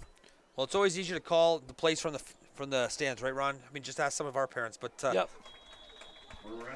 First down throw for the Wildcats, or the Ticats here. Moves the chains. Ticats are looking to punch another one in before the half ends. Second and call it 2nd and 6 here for the Ticats. Barisi's starting to sling the ball, and we're starting to see the Ticats defense and offensive lines really lean on the Wildcats team. That 6-hour bus ride may be a factor for the Wildcats. But regardless, Hamilton's offensive line is really starting to play a strong game here. The defensive line is getting after it. We talked earlier about the physicality of the Ticats, and it's starting to show up. I actually, going back to that last play, I really like the double out concept. You know I love an out pattern, but when you can run double outs on it, boy, oh boy, that's double the fun. Two's better than one when it comes to outs. Back to pass. Barisi's got a receiver early on the out, catches the ball. He's cutting back on against the grain for a first down and more.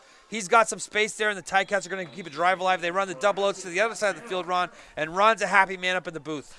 Campanella does, and again, that it's so hard to defend when you're running the out because you put you in such a bind that you have to defend both ways the receiver's going. When you're just running a vertical, you've got one way to cover. When you're running an out, you can stick your foot in the ground just like he did and cut back the other way. Big things happen when lanes open up. Ticats hand the ball off on first down for a big chunk. They'll move inside the 5. Ticats are really starting to lean on him here.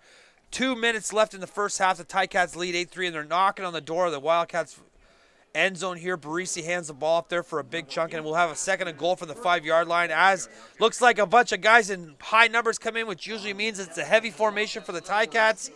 We'll see what they do here on 2nd down and goal from the 5-yard line, looking to punch in the score to make it a 2-score game here. Barisi. Yeah, the big boys are coming out here as we see the referees stopping the clock for the substitutions. But, yeah, Hamilton is really, really good at this rhino or short yardage offense. They like to put 3 backs in the field and just smash it. They will counter off this from time to time as well. That's something to keep in mind. Everybody's got a funny name for their goal line package. Some call it heavy, tanks, rhino, elephants, hippo. Just something. It's got to be tough, though. That's the rule, right, Ron? You don't want to call your short yardage team the butterflies or the unicorns, right? You want it to be tough and aggressive. The hammer team. Here we go. Hamilton pounds the ball, and they may be in, and they're in for a touchdown. Looks like the Ticats have punched it in with their heavy package. Ticats touchdown with 1:25 left in the first half, capping off an impressive drive, which started with great field position on that short punt from the Wildcats in a situation where Ron felt they probably should have given up the 2 points, but they elected to punt, and it comes back to haunt them. Ticats lead 14-3 pending the PAT. Impressive drive for the Ticats, really starting to show their physicality and dominate on the line of scrimmage, Ron. Yeah, they're really starting to lean on them. This is kind of what we thought might happen as this game kind of went on. Hamilton is physically a lot bigger than Cornwall, and they're really starting to impose their will. The other factors that going into this, as we see the extra point is good. It's hot out here, 6-hour bus ride. You factor all those things in. If you're Cornwall, Matt, I'm going to reverse the roles.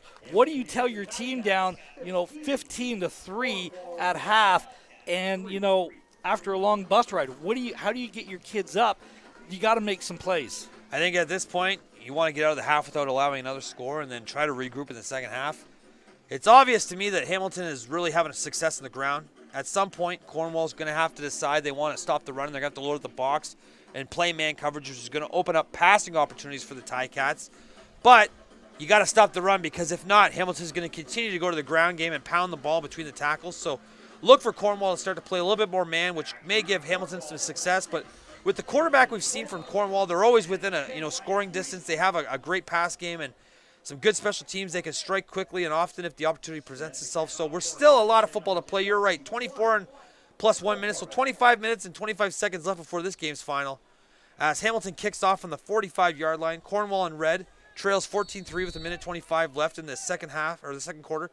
Onside kick for Hamilton. We've seen a bunch of onside kicks so far. And it's going to be fielded by Hamilton. What a great play. He's returning the kick. He's over the 30, 25, 20. 10, 15, oh, great return. Ron, what an excellent play. We've seen onside kicks has been the theme of the day, Ron. Onside kicks has been the theme of the day, but you know what? It's Shark Week. They smell blood. They're going for the throat on this. So here you go. Nice high kick. High point the ball. Great job by number 5. That's Mr. Underhill that made the play on that. High pointing the ball, returns the ball all the way down to the 12-yard line. First down, Ticats. If you're in the Underhill household, I bet some guys are out playing catch with their dad. The Underhill family's working on onside kicks, eh? Special teams corner for the McMaster Marauders. Coach Underhill is special teams guru, out working on kicks. He's probably had his son working on those onside kick returns since he was in a diapers, and he does an excellent job fielding that in the air and making a great play. Hamilton is knocking on the door. First down for the 12-yard line, up 14-3 with a minute and 19 left. Within striking distance, Hamilton looking to make it a 3-score game here before halftime.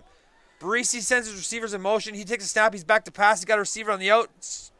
Pressure. There's a flag on the play. Likely holding call. Barisi's going to scramble. Looking for some space there. He's going to be tackled down. Probably a holding call, and this will come back, Ron. Yeah, this is the holding call on the interior. I believe it was the right guard it was.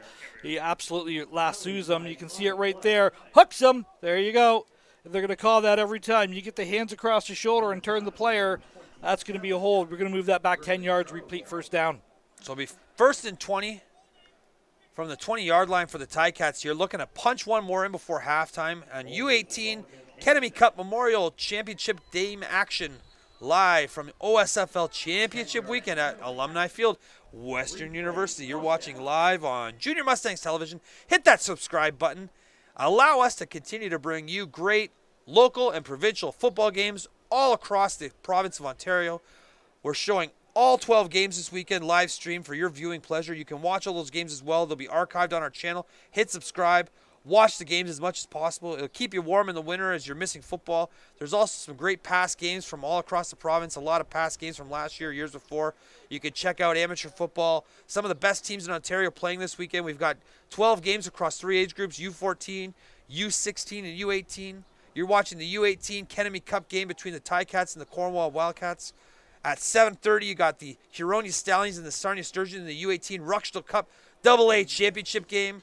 Then tomorrow, 5 more great games, including the U14 AAA Championship between Burlington and Ottawa Myers, the U16 AAA Championship between the London Junior Mustangs and Essex Ravens. That's our game at 4:30. We're excited for that. And then at 7 o'clock, you got the premier game of the weekend, the U18 AAA Championship, the 2 best football teams at U18 in the province, London Junior Mustangs, Essex Ravens, a rivalry for the ages. And that'll be at 7 o'clock. So 3 impressive games tomorrow afternoon, plus 2 early games in the morning.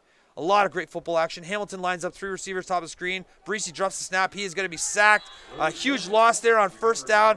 We'll put them in a 2nd and long. They're slowly working their way backwards out of field position. Well, we talked about that, Matt. How do you match up with Hamilton running the ball?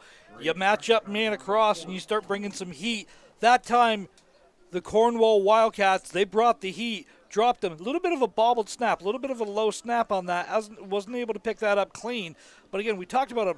Look at the motor on this kid, number 52. Aiden, I just got to pick up his name again. Sorry. Aiden Wilson, I believe it is. And absolutely just tears off the end. This kid's got a really good future. Do you put yourself in a play to try to score, or do you try to get yourself in field position to kick the field goal here, Ron? I want to kick the field goal if possible. I want to get a chunky yards back, but it doesn't necessarily have to be all of them. Barisi backs the pass, throws it incomplete, and it'll be 3rd and long for the Ticats as they'll have to make a choice. Do you kick the long field goal here or try to punt and pin Cornwall deep? Try to get the single. I think you try to kick the field goal here, Coach. Reason for that is whatever breezer is behind your back. 3 points is huge at this point because that puts it at 18, and that puts it at a 2-score game with a 2-point conversion. So you're flirting with that 3-point score at that point. And again, a single point and 13, it's two touchdowns anyway.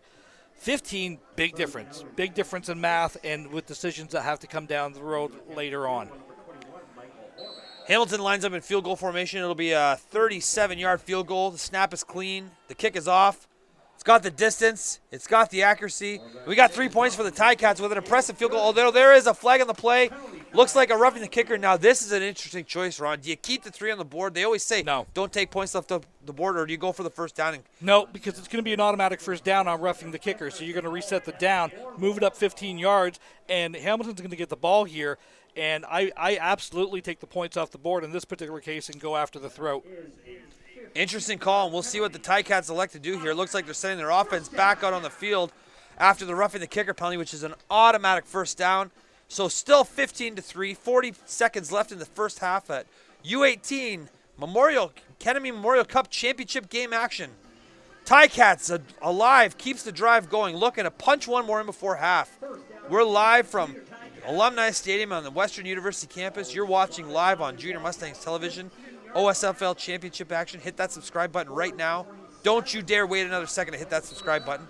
As the Ticats look to get one more in. First down and 10 for the Ticats. Ball's on the, we'll call it the 15-yard line. Barisi lines up. 3 receivers to the bottom of the screen. 2 to the top. He's got 1 receiver running back behind him. Receiver in motion. Barisi sends him, signals out, takes a snap, a bad snap, picks up. He's got space, a lot of traffic in his face. He throws the ball complete. They're going to throw that actually for a loss. Looks like they're having a little bit of trouble with the snaps, Ron. Yeah, all of a sudden the snaps are becoming an issue in this game. That's 2 in a row that are being a little bit low for Breezy. Able to complete the pass out to number 80 in the flats, Wismer with the reception. But again, you lost a yard. You've got to get those snaps up. That's going to be a huge factor as this goes on, Matt. Second down here, 2nd and 11 from the 16-yard line for the Ticats here. Breesy takes the coaching signals in from the sideline, runs onto the field, gets in the huddle. Looking to punch one more before halftime. Breesy's had an impressive game. Big strike early in the second quarter to put them up. He took a big hit at the last drive, but seems to be okay now. 3 receivers to the top of the screen for the Ticats. Breesy's in the shotgun. He's got a running back to his right. He sends out his signals, takes a snap, running back's in motion, turns, throws a swinger to the running back. He's got some space, drops the ball, incomplete. 3rd down, and they're going to send the field goal team out with 5.9 seconds left to take that 3 points back that they had on the board, Ron. Boy, oh boy, you had something going on there. You had blockers. They didn't bump over. They weren't tracking the running back coming out. I think he's scampering into the end zone. I thought that was a great play call and everything else. You had everybody locked up. You had one cut to make. You just got to squeeze that ball. That comes down to, again, we got to get those snaps. We got to get those snaps because you're wasting downs on those. But again, we're going to line up. We're going to kick the field goal again. Let's find out if my math was right, Matt. Take the 3 points off, take the penalty, take the shots. 5.9 seconds left to go in the first half. It's been a whale of a ball game. Great ball game. We've had some excellent ball games all weekend. We got another big one coming up at 7 o'clock. Huronia and Sarnia in the U18 AA Championship, the Ruxtal Cup. Field goal is good. Ticats lead, 18-3, 1 second left. Probably going to squib it. We'll get out of halftime with some great action. So far, Ron, is this game living up to everything we thought it would be? It's kind of starting to feel like what we thought. We thought Hamilton was going to be able to lean on them a little bit more. Cornwall's trying to spread the ball out. They're a little bit undermanned, injuries and players missing. But they wanted to try to take advantage of a few things. Gutsy team, gutsy effort, coaches down there, these kids are trying. You want to regroup at half. You are still within 2 scores. There's the positive, okay? You are still within 2 scores. This game is not over. It is easily maintainable. I think Cornwall is just going to elect to take the ball here and take a knee and get the heck out of half and regroup. Give me 2 things Cornwall needs to do in the second half to get back in this game, in your opinion, Ron. They have to bring more pressure off the defense. They got to prevent that big play on that defense, and help bringing pressure is certainly going to help. But you got to complete some of those passes. You've had some good drives. I'll give you a third factor: consistency. You have to have consistent drives. You got to be able to get first downs. If you can't get first downs in this game, it's going to be a long afternoon. What's 2 things that Hamilton needs to do to walk away with the Kennedy Cup U18 championship in the second half of this game, Ron? At this point, I think you don't really have many adjustments that you need to do. If you're Hamilton, you've done a really good job of kind of taking over this game from midway through the second quarter on. You want to keep that pressure going. You're bringing pressure. You're getting pressure with your defensive line. They're starting to turn the corner. They're starting to turn on them. I'd like to run the ball, shorten the game down, like we talked about what we thought was going to happen, and I think what we are going to see happen in the second half as well. So it's halftime in the U18 KJ Kennedy Memorial Cup game. Hamilton Junior Ticats lead the Cornwall Wildcats 18-3. Your halftime break is brought to you by Barron Championship Rings, the official championship ring of Football Ontario. Barron is a focused brand, and their relentless commitment to design, craftsmanship, and superior story-driven products are what drive them to deliver only the best to their clients. For more information, visit them online at www.barronrings.com. Once again, that's www.barronrings.com. We're at halftime of the KJ Kennedy Memorial Cup U18 Championship live from Western Ontario. You're watching live on Junior Mustangs TV. We'll be back shortly.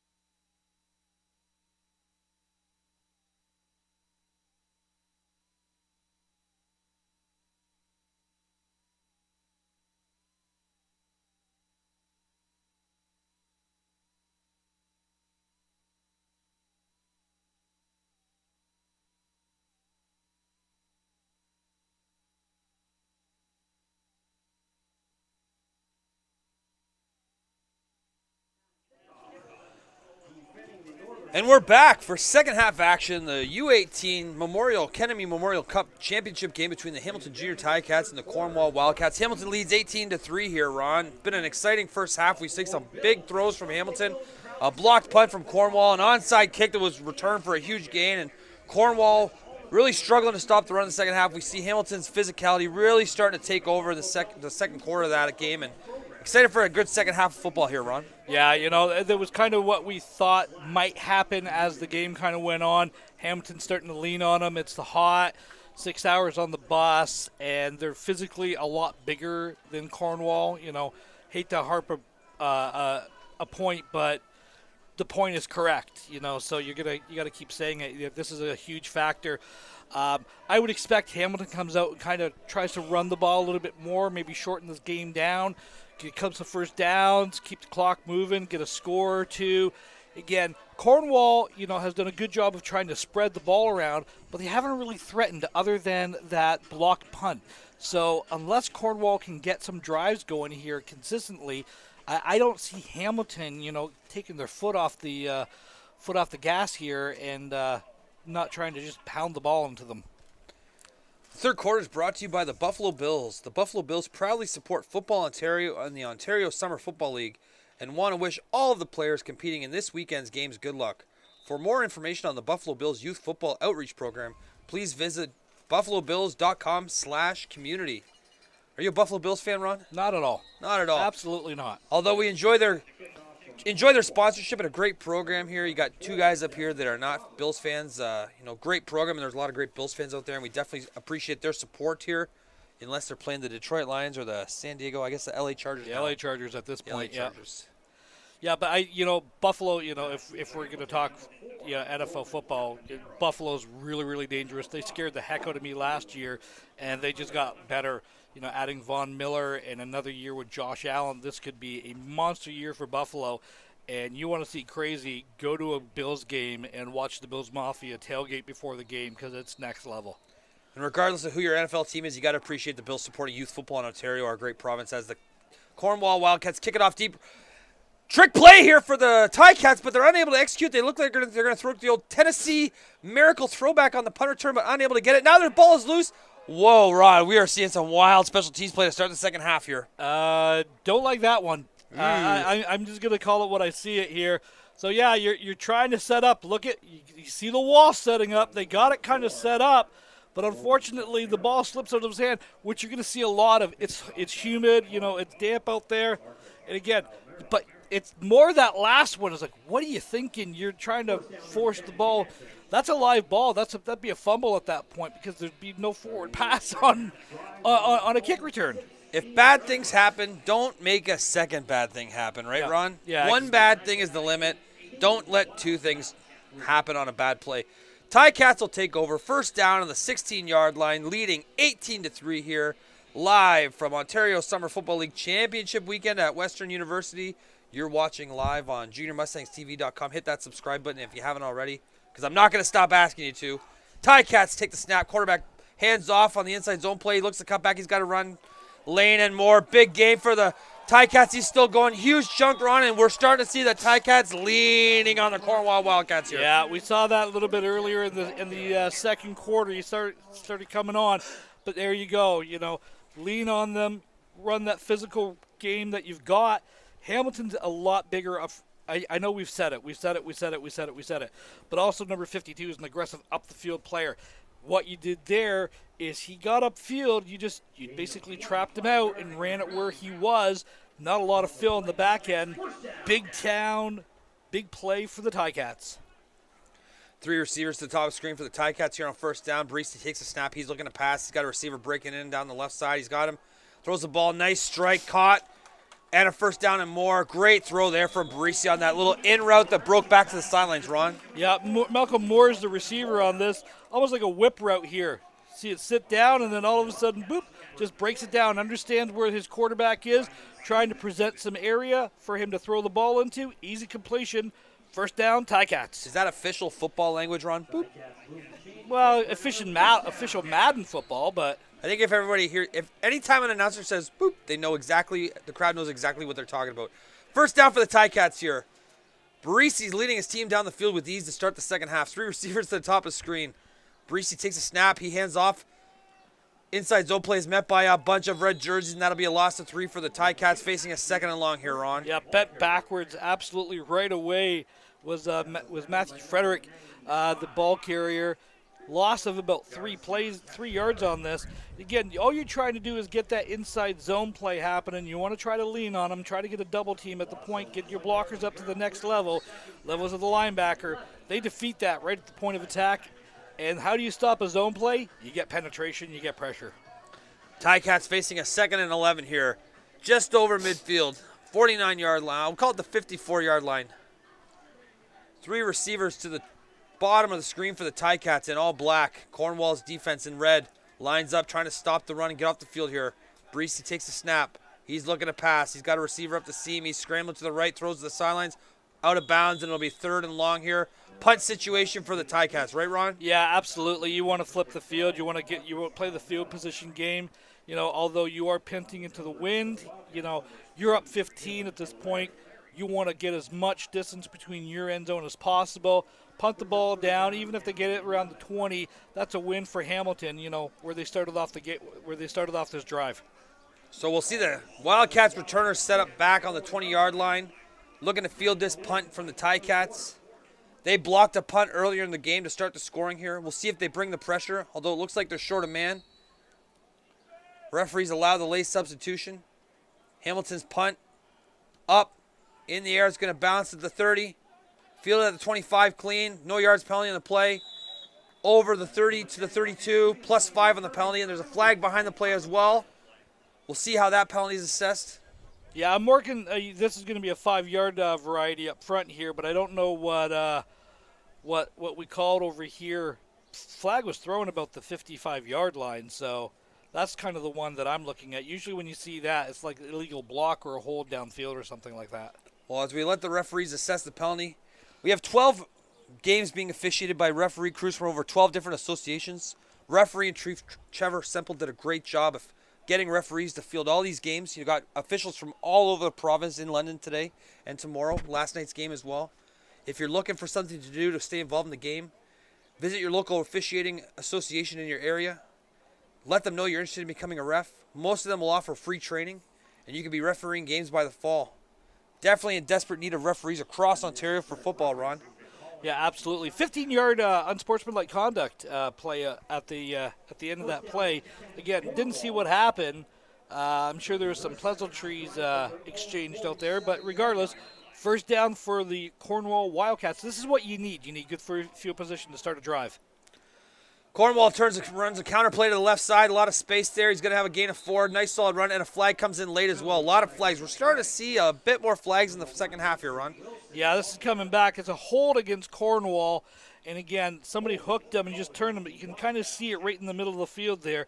Kind of hooked them and turned them a little bit. This is going to go back 10 yards, and it's going to be repeating first down. Well, we have a second.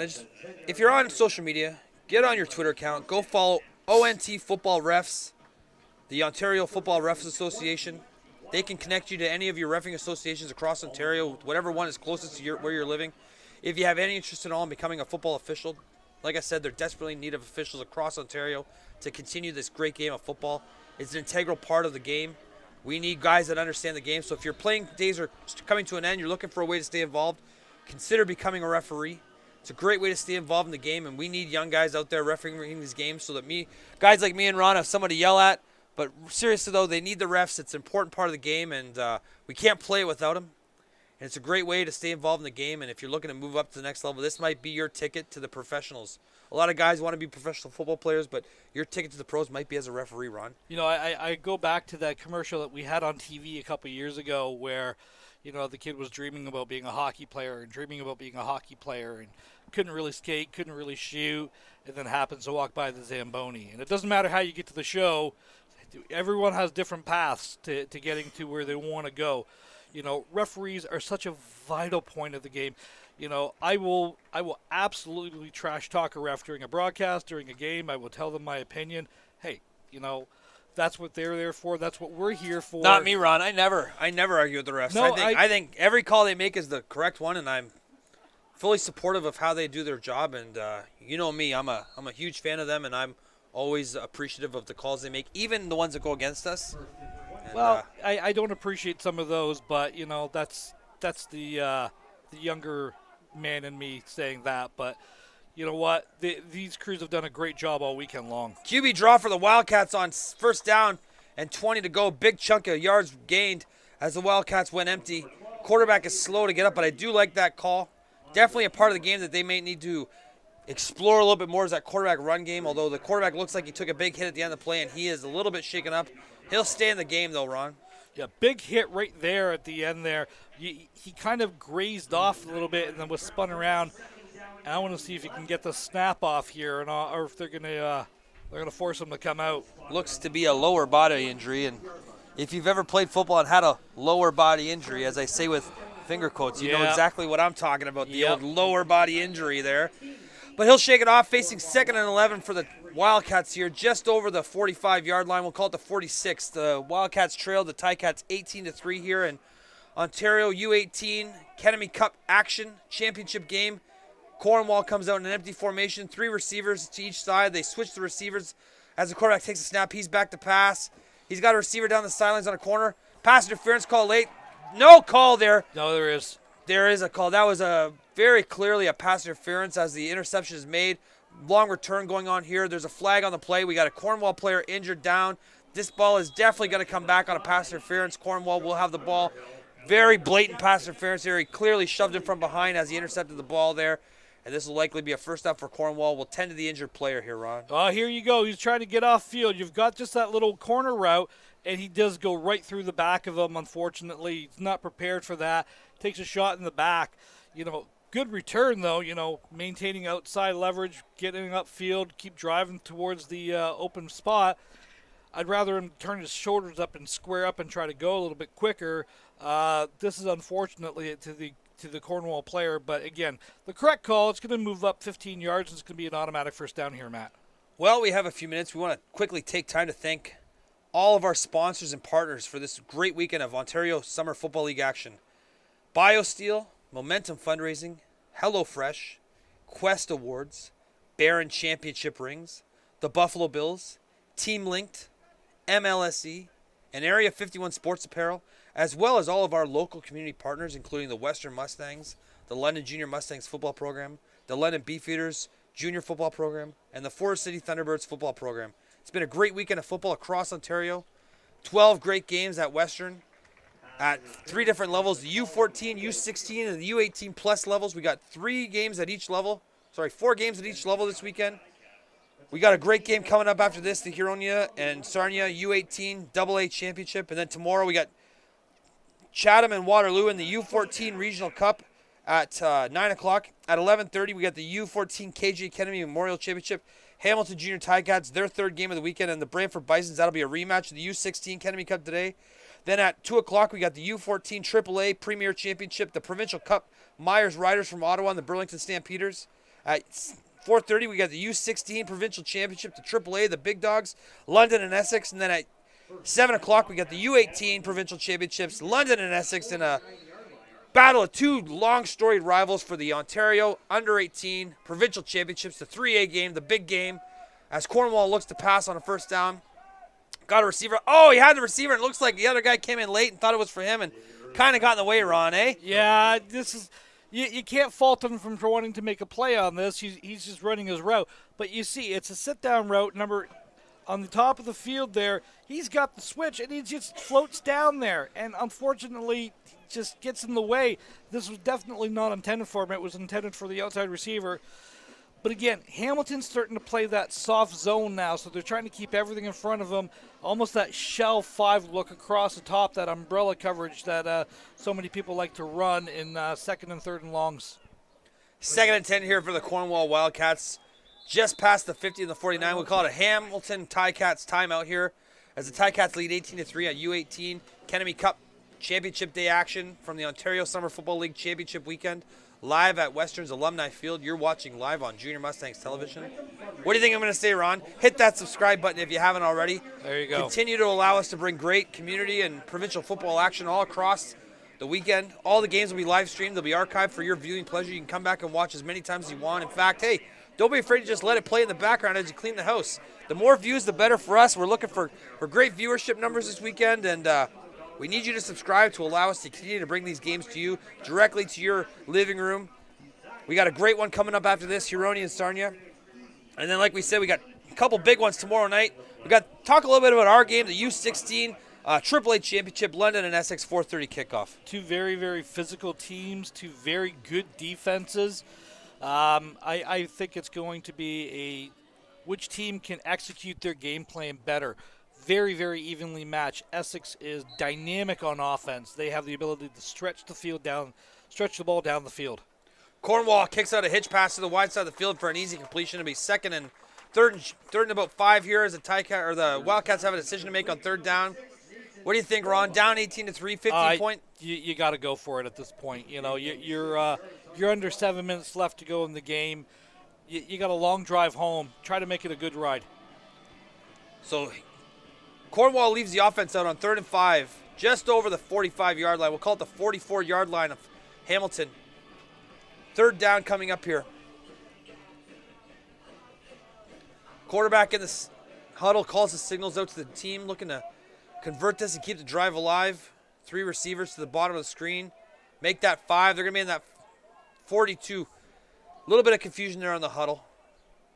Cornwall's lined up properly now. They got 4 receivers. A lot of motion now. 3 receivers back across the formation. Quarterback takes a snap. He's got a breaker to the sidelines. Caught. Short of the first down, it looks like, based on the spot. And Cornwall will turn the ball over on downs. Hamilton's offense comes out. I like the throw, just about a yard and a half too short, eh, Ron? Yeah, you got to know where the first down marker is on this, and you got to get to your mark. He just ran this pattern a little bit short.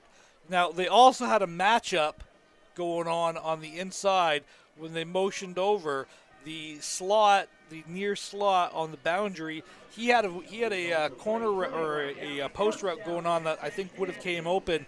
If the quarterback could have stayed with it a little bit longer, could have been a big play on that. Hamilton first down on their 40-yard line, coming out, leading 18-3 with 5:40 left in the third quarter here.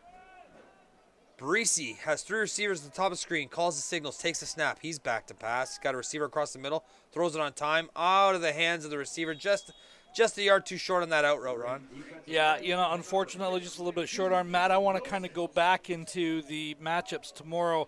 You want to talk about the heavyweight fight at the end of the evening, the AAA varsity game between the Essex Ravens and the London Junior Mustangs. Just two teams that, I'll be honest, I don't think they like each other too much. No. It's going to be a physical game. I think they both want to dominate on each side of the line of scrimmage, and they both have the tools to do so. It's going to be a battle for 4 quarters, and I know Coach Mills is going to have his guys fired up and ready to play. Coach Wilson's going to have his guys all ready to go as well. I know both teams have probably had a great week of practice. We've had a great practice as well, and we saw the varsity team down there getting ready to play. So should be an outstanding game with some of the best football players in the province. 2 teams from Southern Ontario meeting in the finals. Outstanding football played in this area, and should be a great one. I know I'm excited to watch it. Hopefully we're watching it with happy faces after our game, but should be a great game all around, and I think that's going to be probably the highlight of the weekend, a great way to cap off a great weekend of football with 2 explosive teams battling for the AAA championship at the U18 level. Hamilton looks to pass. Barisi fits it in over the middle on a tight window on 2nd and 10 to keep the drive alive. Great throw from Barisi on that digger out, Ron. Yeah, just a little dig or a little under route there. See him kind of pop out, sits down nicely. Almost like a deep mesh route with a sit down at the very, very end of it. I actually thought the slot back on the field side was offside. They didn't call it. I'm watching it going, yeah, he might have been. And I believe that was the gentleman that caught the ball on that as well. It's throws like that to have all the university recruiters and scouts watering at the mouth when they see Barisi stick a ball in a window like that in tight quarters on 2nd down. He's going to be heavily recruited as he moves through the end of his playing career at the Ticats level in high school. First down for the Ticats, just over center field here. looking to keep the drive alive. Barisi takes a snap. He hands off to the running back. Running back's got a lot of space and more. Every time Hamilton runs the ball, they look like they have a huge bunch of real estate to run through. Starting to lean on that Cornwall offense. Big gain on first down. Put him in a second and short run. You know, Barisi has the option of pulling this ball and put that in your memory banks for later, because watch the defensive end. Slow play it. He does a good job of handing it off. But sooner or later, you're going to want to make a play. That defensive end's going to try to start tearing down. And when he tears down, Breezy's a smart kid. He's going to pull that ball and get out the edge. Absolutely. We'll keep an eye on that. Barisi pulling the ball on the quarterback keeper at some point in this game. Hamilton's got a 2nd and 3 here. Just shy of the 45. We'll call it the 46-yard line, leading 18-3 with 3 minutes and change left in the third quarter of this U18 KJ Kennedy Memorial Cup game action live from Ontario Summer Football League Championship Weekend at Alumni Field at Western. Hamilton lines up in their heavy offense. Quarterback under center, turns, hands off to the left. Running back's got room and more. He's got a first down and a gain of 5 or so. Great run on 2nd and short to get the first down going, Ron. Yeah, good gain over the left-hand side of about 6 yards on that. Again, we talked about it. Hamilton just wants to lean on you at this point, shorten the game down. You know, no scoring in the third quarter here, Matt, as we're still at 18-3. But we're under 3 minutes, and that clock is starting to chew. If you can lean on them, run the ball, don't be surprised when they get down to a certain point. If they just don't go heavy or tank or jumbo or rhino or whatever you want to call it and just do a drive for about 30, 40 yards, we're just going to say, we're just going to punch you in the mouth. What do you call your short yardage offense, Ron? Rhino. You call it heavy. It's always got to be a tough name, though. Ticats back to pass on first down. Underthrown ball. Looks like he got hit. It'll be 2nd and 10 for the Ticats here on the 38-yard line. Looking to go ahead by 3 scores here, leading 18-3 with just over 2 minutes and 30 seconds left in the third quarter here. Great weekend of football so far. If you just joined us, we got U18 KJ Kennedy Memorial Cup Championship game action.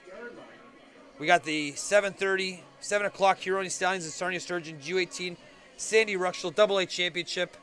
And then tomorrow morning, we're back at 9 o'clock for some U14 Bantam football action. Waterloo and Chatham in the Regional Cup Championships. 11:30, Hamilton and Brantford, U14 Memorial Cup Championships. And then the U14 Provincial Cup, Ottawa, Myers, and Burlington at 2.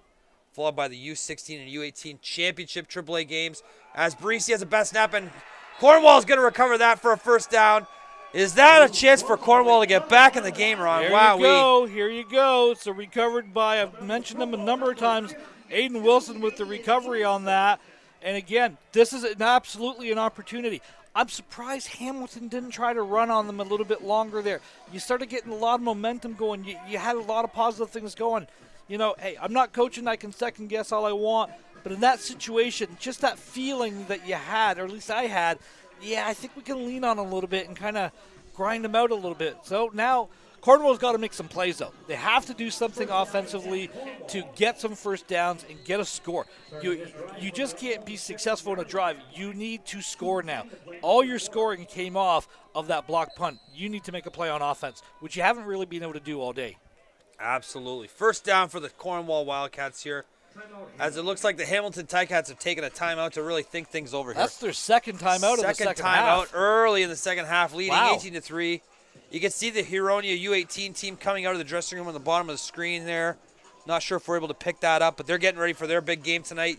U18 AA Championship, the Ruxel Cup at 7 o'clock or shortly after against the Huronia Stallions against the Sarnia Sturgeons. You got a horse and a fish having a big game tonight.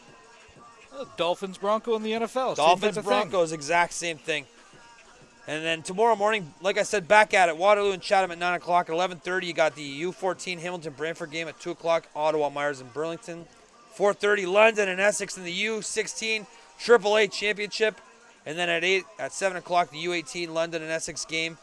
U18 Championship game between the Mustangs and the Ravens. Those teams have had some big battles in the last couple years.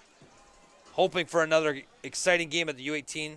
Personally, I hope the U16 game is not exciting at all. I hope it's a blowout for London. They're up by about 40 points at halftime, and I can take it easy and have a nice, relaxing afternoon, although I don't imagine that's going to be the case. Should be a great battle at both levels. Cornwall back to pass. First down, throws it away. Nowhere to go with that. Cornwall is struggling to move the ball on offense. They are having a bit of trouble. Looks like they've had their most success in the second half from those empty formations. Well, it's basically exclusively what they're going with at this point. They're just trying to match up. The Hamilton's going, okay, fine. We'll just play that. We'll just play that bracket coverage that we like to do. Double high safeties. We'll zone across the middle, force you to put it into tight windows, and Hamilton's just rushing forward. But they're rushing forward and they're doing it with effect. So if you can't stop the 4-man pressure, you're going to be in for a long, long afternoon. Absolutely. Ticats' defensive line is really starting to dominate. They bring pressure as well. Throw it away. A lot of miscommunication there. It is tough for an offense when you are having pressure brought to you by only 4, which means you can play 8 guys in coverage, Ron. Yeah, and you're seeing the result of it right now. Linebackers are just kind of freezing, reading. They're getting into their zone coverage. You've got blanket across the top. Nowhere to go to throw the ball. And this is why Hamilton, I'm surprised they don't try to run them. Hey, maybe they're going to come back to it right now. Maybe you're going to turn around and lean on it a little bit. I'd like to see them do that, kind of chew up some clock, lean on them. It just has that feel to me, Matt, as we see Cornwall going for it here. No, they're punting. Cornwall punts the ball in 3rd and 10. High hanging punt. Good punt. We fielded at the 20-yard line. Hamilton's got the ball out to the right side. He's got some space there. Breaks another tackle. Past the 35. Nice return from Hamilton after an outstanding punt from the Cornwall punter, Ron. Yeah, Sean Underhill, the returner on that. Great job of tracking this ball. I thought this was over his head for a couple moments there. Right about here, I thought, uh-oh, he's in trouble.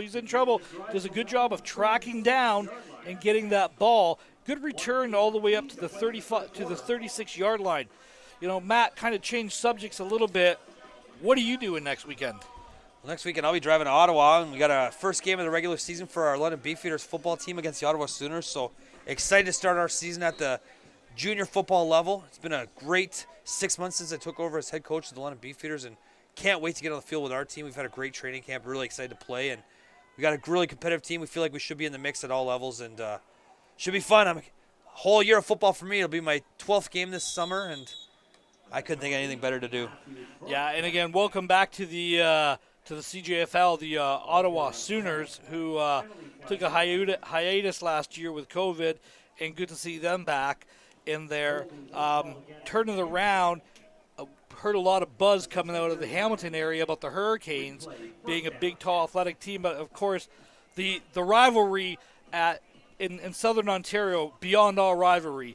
Anytime you put a London team against anytime you put a Windsor team in the same area, there's sparks are going to fly, even if it's in bingo. I heard there was a senior ladies bridge tournament last weekend. In the finals, you had a ladies group from London and a ladies group from Windsor, and it ended up in a brawl. So anytime you get Windsor and London playing in a sports contest, there's going to be a fight, going to be a battle. We are excited to play the St. Clair Fratmen, but first of all, we got to take care of the trip down to Ottawa. We got a big game tomorrow at the U16 level, London Junior Mustangs and Essex Ravens for the U16 AAA Championship. We're excited to play them. They're a great squad. They got a great coaching staff up there, and should be a good battle. And then after us, the U18 Provincial Championship, London and Essex as well. So a couple of London and Windsor teams doing battle for some championships on the line as Hamilton throws a screen pass here on 1st and 20. They catch the ball with space. Be a nice gain on 1st down and get them into a 2nd and 10, a little bit more manageable down and distance there, Ron. Yeah, good play call there. Again, trying to use the pressure upfield. Cornwall's trying to pin their ears back and come after him a little bit. That's all you're trying to do in that particular play. You just want to get a manageable 2nd down here. 2nd and 10 is a lot more manageable than a 2nd and 20 or a 2nd and 18. So I love the play call. Get the ball out quickly. Nobody takes a hit. Nobody gets hurt. Get upfield. Get 10 yards. Line up. Let's do it again. 2nd and 9 for the Ticats here, leading 18-3. 13 seconds left in the 3rd quarter here. U18 Kenemy Cup Championship game action. Ticats quarterback has 3 receivers to the top of the screen. He's back to pass. He's got time. He's throwing a deep ball down the middle. 2 defensive backs for Cornwall. Intercepted at the 35-yard line. Did he go to the well a little too often there, really try to force that in, Ron? Yeah, I think so. You take a shot there. Stevens does a good job of high-pointing the ball. This is just good coverage. Dropping down, making sure nothing's deeper than me. Coming over the top there. Had safety coverage coming over the top as well. So really good scheme design there for Cornwall, and very disciplined. Good for them. Well, that's the end of the 3rd quarter here with the Ticats leading the Cornwall Wildcats 18-3. The 4th quarter is brought to you by HelloFresh. Fuel your future gridiron champs with easy and delicious meals that can be quickly prepared between practice and games. With HelloFresh, you can take the stress out of meal planning and celebrate cooking like it's a game-winning drive. Get mouth-watering meals, featuring fresh, high-quality ingredients delivered right to your door. Choose from a weekly menu of 30-plus tasty dinner ideas, plus kid-approved and time-saving lunch options that are sure to please everyone in your household. Sign up for HelloFresh today and get up to 7 free meals with your first 3 boxes with the code HelloFootball. So if you're looking to kind of get those meals made between school and practice and where kids are back to school shortly, sign up for HelloFresh, use the code HelloFootball, and get some free meals to start. We had a great meal tonight from one of our sponsors. Yes. King of Pigs, delicious chicken and potatoes. Oh, baby. Yeah. This is one of those times you wish you had smell-o-vision because they smell delicious. Yeah, that uniquely charcoal infusion chicken that they absolutely dominate the city in. Great job. Thank you very much for providing that for the crew and yours truly. Just a really, really great, fantastic meal. Loved every second of it. Cornwall back to pass on first and 10 here. Over the head of the receiver, just through the hands, and it'll be 2nd and 10 here, Ron. Cornwall has really struggled on offense the last couple minutes. In the fourth quarter, down by 15. They need points desperately. They're having trouble keeping drives alive. Well, other than that, like we kind of talked about it, they haven't been able to put anything consistently together since the first quarter offensively. Like, you've got to be able to you got to get some down. You got to get some first downs. I know it starts with one thing, but it starts. You got to complete the pass. You got to make those simple throws. Like, the guy's wide open. You got to complete that. I understand the pressure's in your face, but it's hard to complete a pass when they're rushing for it and getting pressure and dropping 8. But you got to make those. You got to make those tough throws. Motion for Cornwall brings 4 receivers bottom of the screen. Turns, throws a bubble screen quickly out to number 6. He's got space. Hamilton defense is quick to close, and they're going to tackle them for a loss, putting Cornwall in a situation where they have to punt the ball away. 3rd and long here for the Cornwall Wildcats, who are just being stifled by this outstanding Ticats defense. Yeah. Ticats lead 18-3 with 11 minutes left in the game. Look at that, just coming right through, understanding your responsibility and who your man was. Does a great job. Seeing the alley, the shuffle alley, hits the alley on the defense, wraps up, breaks down. Good job tackling into space. Look at this. You see the alley right there. Shoots it, downfield making the tackle, squeezes it, and away you go. Cornwall lines up to punt from their spread punt formation. Hamilton's returners line up the 52-yard line. Bad snap. Picked up with time. Kicked high. Booming kick. It'll be fielded on the bounce at the 52. Underhill with space to go. He's got a blocker in front of him. Closed up, and he's rushed out of bounds. I imagine Christmas at the Underhill family is opening presents followed by going outside and working the jugs machine for 25 minutes. Coach Underhill, head coach of the junior Ticats, the special teams quarterback master, special teams guru, loves his special teams. His son also made some big plays on special teams. He recovered that onside kick, and he's got a punt return here that'll start Hamilton on a drive. First down for the Ticats, 18-3 with 10:43 left in the fourth quarter. Yeah, and Underhill made that great catch on that last punt as well, where he's tracking it over his shoulders and did a good job of getting that. But again, we're in the fourth quarter now. Eventually, at one point, you got to start running the ball. You got to lean on them a little bit. Let's lean on them. Let's try to get some first downs here. Breesy in the shotgun. 3 receivers, top of the screen. He takes the snap. Bad snap over his head. This could be trouble. He jumps on it, and that's a loose ball. Cornwall is signaling that they have it. You got flags down here Flags as well. on the play as well. Right at the line of scrimmage. Hamilton will recover the punt, or the bad snap, and we'll see what the flags are. Tough play to start the drive here. Hamilton looking to ice this game and get out of here with a victory in the U18 Kennedy Cup Championship game action live from Western's Alumni Field. You're watching OSFL Championship Weekend on Junior Mustangs TV. Hit that subscribe button. Send us a comment if you're enjoying what you see. Check out some of last night's games as well as games that were played this morning. Come back tomorrow and stream tonight's 7 o'clock Huronia-Sarnia game. And then 5 more exciting games tomorrow, which you can stream all week. Check them out. Hit subscribe, hit like, hit follow. Follow us on social media, juniormustangstv.com. And allow us to continue to bring you great London and provincial football action. Penalty will be assessed. No, okay. Oh, it's a first down for the Wildcats. So what they called there was a clear obstruction from recovering the ball. Because of that, that play is whistled dead, and it's Cornwall's ball. Because I think he was trying to get on it, and he didn't allow him to have the clear recovery. You have to allow for a clear-cut recovery by both teams. You can't block somebody or prevent somebody from picking it up just by the sake of blocking them. Interesting. Well, thank God we had Ron in the booth, or we would have had no idea what was happening. But great call from Ron Forward, the smoothest voice in local football community broadcasting, joining me live in the booth here at the U18 Memorial Cup Championship game.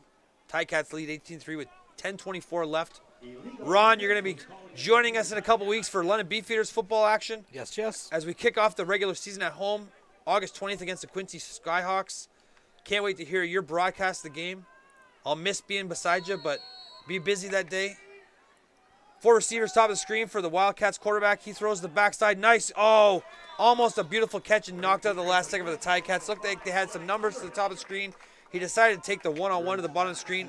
Incomplete. 2nd and 10 for the Wildcats. Underhill does a good job again. Look at him coming straight across here, playing that ball. Really good coverage, but Underhill's cleaning that up. He's playing himself a whale of a game here.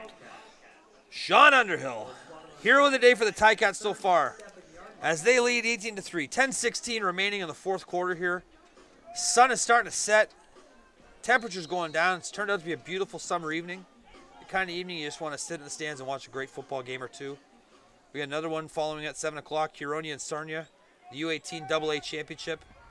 And tomorrow, 5 more games live from Alumni Stadium. If you're a football fan, come on down and watch some great provincial football action. As the Ticats look to throw, or the Wildcats look to throw on 2nd down. Complete, short of the 1st down.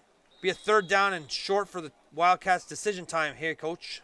No decision at all. You've got about the 29-yard line. I think you got to go for it here. The field goal is not really going to do you any good. You're still going to be down 2 scores. You got to get the touchdowns. So 3rd and 5 for the Wildcats. They take a timeout here. Look at them evaluate their decisions and come up with the best plan. Great football action today. We had some great games last night, Ron. That exciting finish for the Chatham Guelph game came down to the last play of the game. Guelph had a chance to win it on a game-winning field goal. Chatham blocks it to walk away with the win. We had an exciting game this afternoon. Sudbury and Vaughan that came down to the last minute as well. You're seeing some exciting football action. You're seeing some of the best young players in the province. You're seeing tomorrow's Ontario University football players and guys will be in the pros in a couple years.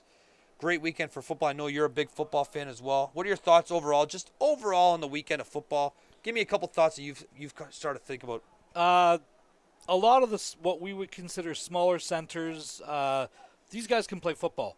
So the competitive spirit, the organization, the technique a lot of these teams use.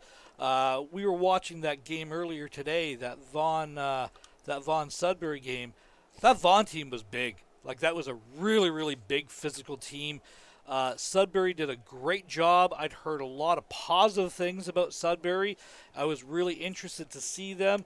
Congratulations to them on winning that championship. But again, these are all really, really close games. They're all within a score, with the exception of the earlier game today, which didn't feel like a 2-score game, even though it turned out to be. All these games have felt like they're really, really close. They've all been paired really well. So the competitive spirit is there. I like the fact that we're seeing Cornwall for the first time down here. We're seeing, Sudbury. Thank you. Sudbury, who we're seeing down here for the first time. We've seen Brantford. Tomorrow we get an appearance by the Burlington Stampeders. The GTA is represented. Tomorrow we get more of the south from us. We get Chatham up here again, and we get the 2 teams from Essex, the Windsor area up here again. All the areas, and then tomorrow we also get, one of the most anticipated games of the day. I personally think the U14 Burlington Stampeder and that defense. I can't stress it enough. Kids, if you like hard-hitting football and defensive football, tune in for that game tomorrow. That is going to be a physical game. 3rd down for the Cornwall Wildcats. They throw incomplete. They had a slant play over the middle after the fake jet. Incomplete. Ticats will take over on downs. 18-3, the Ticats lead with 9:37 left in the game, Ron. It's been, after a really close and exciting first quarter, Hamilton has just started to lean on it. Both teams seem to have stalled out the last couple drives here. Hamilton looking to ice this game with a win. up by 15 points, 9:37 left in the game. Wildcats have really struggled to move the ball in the second half. Ticats looking to really start to lean on them and run the ball and show their dominance on the ground game, Ron. Yeah, and that's kind of what we talked about it ad nauseum at the beginning. This is kind of how we envisioned the game going. Hamilton kind of leaning on them later on in the game, running the ball. Let's see if they can run the ball with success. Again, physically they are a lot bigger than Cornwall. That's not a secret, guys. Watch this game. You can physically see it as we see the straight ahead run. And this is what you want to see from Hamilton. It's a big gain of about 9 yards straight ahead with Capanello was the ball carrier. Hamilton gets into that heavy package with the 3 running backs in the backfield, runs the ball off tackle. Simple and effective play for a gain of, looks to be 9. Be 2nd and 1 here for the Ticats. 9:04 left in the fourth quarter. We talked about that earlier. I said, don't be surprised when you see Hamilton. Here we go. We're starting to see that full house backfield. This is the point where they're going, okay, forget this. We're going to lean on you a little bit here. And here we go. It's going to be big boy football now from here on in, and they're just going to grind the clock. Ticats turn, hand the ball off to the right, first down. Keeps the clock moving, and the first chains are moving. Ticats first down here. 8:34 with the clock ticking. U18 Kenemy Cup Championship game action live from Alumni Field at Western. We are showing you live Ontario Summer Football League Championship weekend on Junior Mustangs TV. Subscribe and like if you can. Follow along all weekend. We got some exciting games coming up. This game's been probably the most physical one we've seen so far. Yeah. And Hamilton is really looking to ice this game out. Just 2 straight runs for a big first down. They got first down on the 43-yard line. Up by 15 points. The clock ticks under 8 minutes to go. Barisi under center. He's trying to milk as much time off the clock as he can. Turns, hands off to the left. Huge spot. First down and more. Hamilton is starting to run the ball at will. Gain of 15 yards for the Ticats and a first down, Ron. Yeah, here we go. People are going to say, well, this isn't really fun to watch. Why are you doing this? Why are you doing that? Well, you know what? It's the same play design because if they can't stop it, do it again. And this is what you're starting to see. You're starting to see Hamilton. This is what we kind of talked about all game long. We get into a point where Hamilton can bring their big boy package in, where they can go full house. They're just going to smash you until you can prove that you can stop them. And even then, they might go for it on third down because it might be a 3rd and short, and they got a pretty good chance of converting that. This is going to be tough to stop here with 7 minutes left, needing 2 scores. Because you take about 2 minutes off this clock here, just with another first down or two, you might be out of time if you're Cornwall. Matt, I'm going to flip the question to you. Local wise here, expectations for the high school season. We've been able to coach a lot of the high school kids at the JV level that are going to be moving up to varsity. Some of them are going back. Last year, kind of the surprise out of nowhere locally was the Medway Cowboys. Big physical team led by a pretty good defensive lineman. Absolutely. He's a stud. I can't believe he's only a grade 9 Weston Gower. High school football should be another great season in London. It's a very competitive league. I think CCH is always strong. They should be very competitive again this year. I know the South Lions return a lot of players. They had a great team as well last year. STA is going to be real strong. They got some stud defensive backs moving up, and we expect them to be very competitive. We got Jojo Tepperman playing corner for them, and he's had a strong year for the Junior Mustangs as well. I think Lucas will be strong with a bunch of players moving up, and they can bring a lot of players back. Laurier coming off that Public League Championship will be a strong team, although they do graduate a lot of players. They move a lot of players up. DJ Funny at quarterback should be, I expect to be the starter for them this year as well. So it should be another great competitive season of high school football all across London. We are excited to watch the games and get out there and see these guys in the field play. It's funny because they play all summer together as teammates, and then a couple weeks they're going to be on the field as opponents playing each other, and good camaraderie, but also good competitive games. And at the end of the day, somebody's going to be the champion of London. It's one of the most competitive high school football leagues in the province, and great to watch. If you have a chance, get out and check out some of those games. But if you're free tomorrow, come on down to TD West. I guess it's Alumni Stadium now to see some great Ontario Summer Football League Championship action. We got 3 great games, the 2 o'clock, the 4 o'clock, and the 7 o'clock game, the U14, U16, and the U18 AAA championships, as well as 2 U14 games at 9 and 11. So a lot of excellent football across the board. We got the 3 big games tomorrow.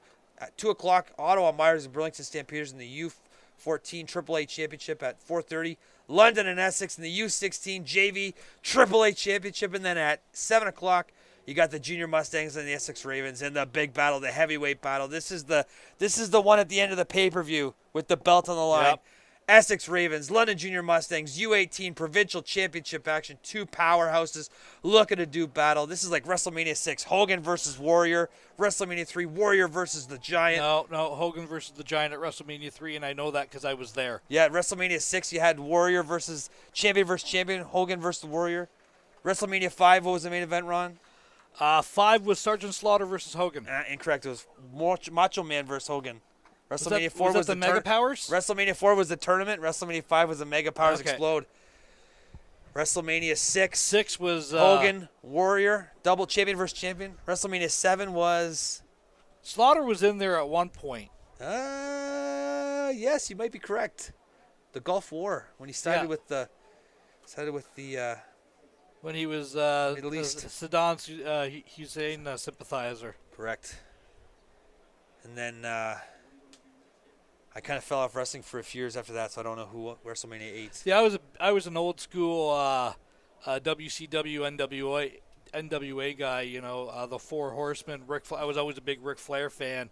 Bret Hart, always a huge fan of his. All right, let's play a game. Yep. You got to tell me who you prefer. Demolition or Legion of Doom? Legion of Doom, the originators. Bret Hart or Shawn Michaels? Bret Hart, better technical wrestler. Hulk Hogan, Ric Flair?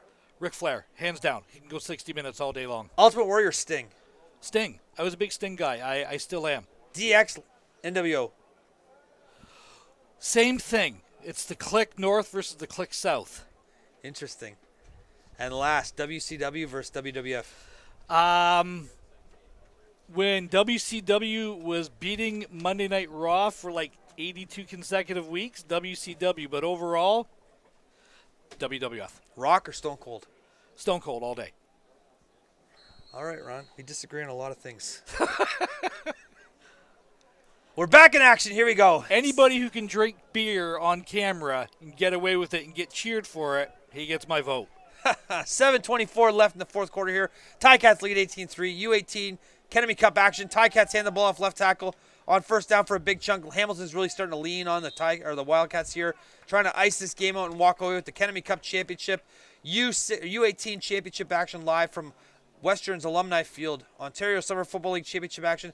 Seems like just yesterday we started tryouts. April, cold, rain, snow. Here we are, hot, sun, humidity. Final week of the Ontario Summer Football League season. It's been a great season. 41 teams across the province playing football every weekend. U14, U16, U18, plus the U12s and U10s, which wrapped up last week. Great league, great season. A lot of players played football. Super happy to have football back as the Ticats turn and hand the ball off.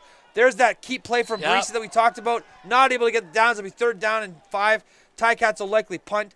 Talk a little bit about the first season of the Ontario Summer Football League and just kind of football being back in general. We missed it for so long. It was kind of out of our lives for a couple summers, and so happy to have it back. Guys back in the field. I know all the boys are happy to be playing. What'd you think about the season, Ron? You know, let's call it what it is. You know, the fact that we were able to put on a season with 41 teams across Ontario was nothing short of a miracle. The amount of work that went on behind the scenes, you can't even begin to imagine how much information and how much negotiation and how much planning and preparation there was that went into the season. Great punt there from the Ticats. Monster punt. Push the Cornwall returner back in the end zone. He's going to take the single there, and it'll be 19-3 for the Ticats. What a booming punt. Wow. Absolutely great punt there from the Ticats. We talked at the start of the game about the special teams. But, Ron, you're correct.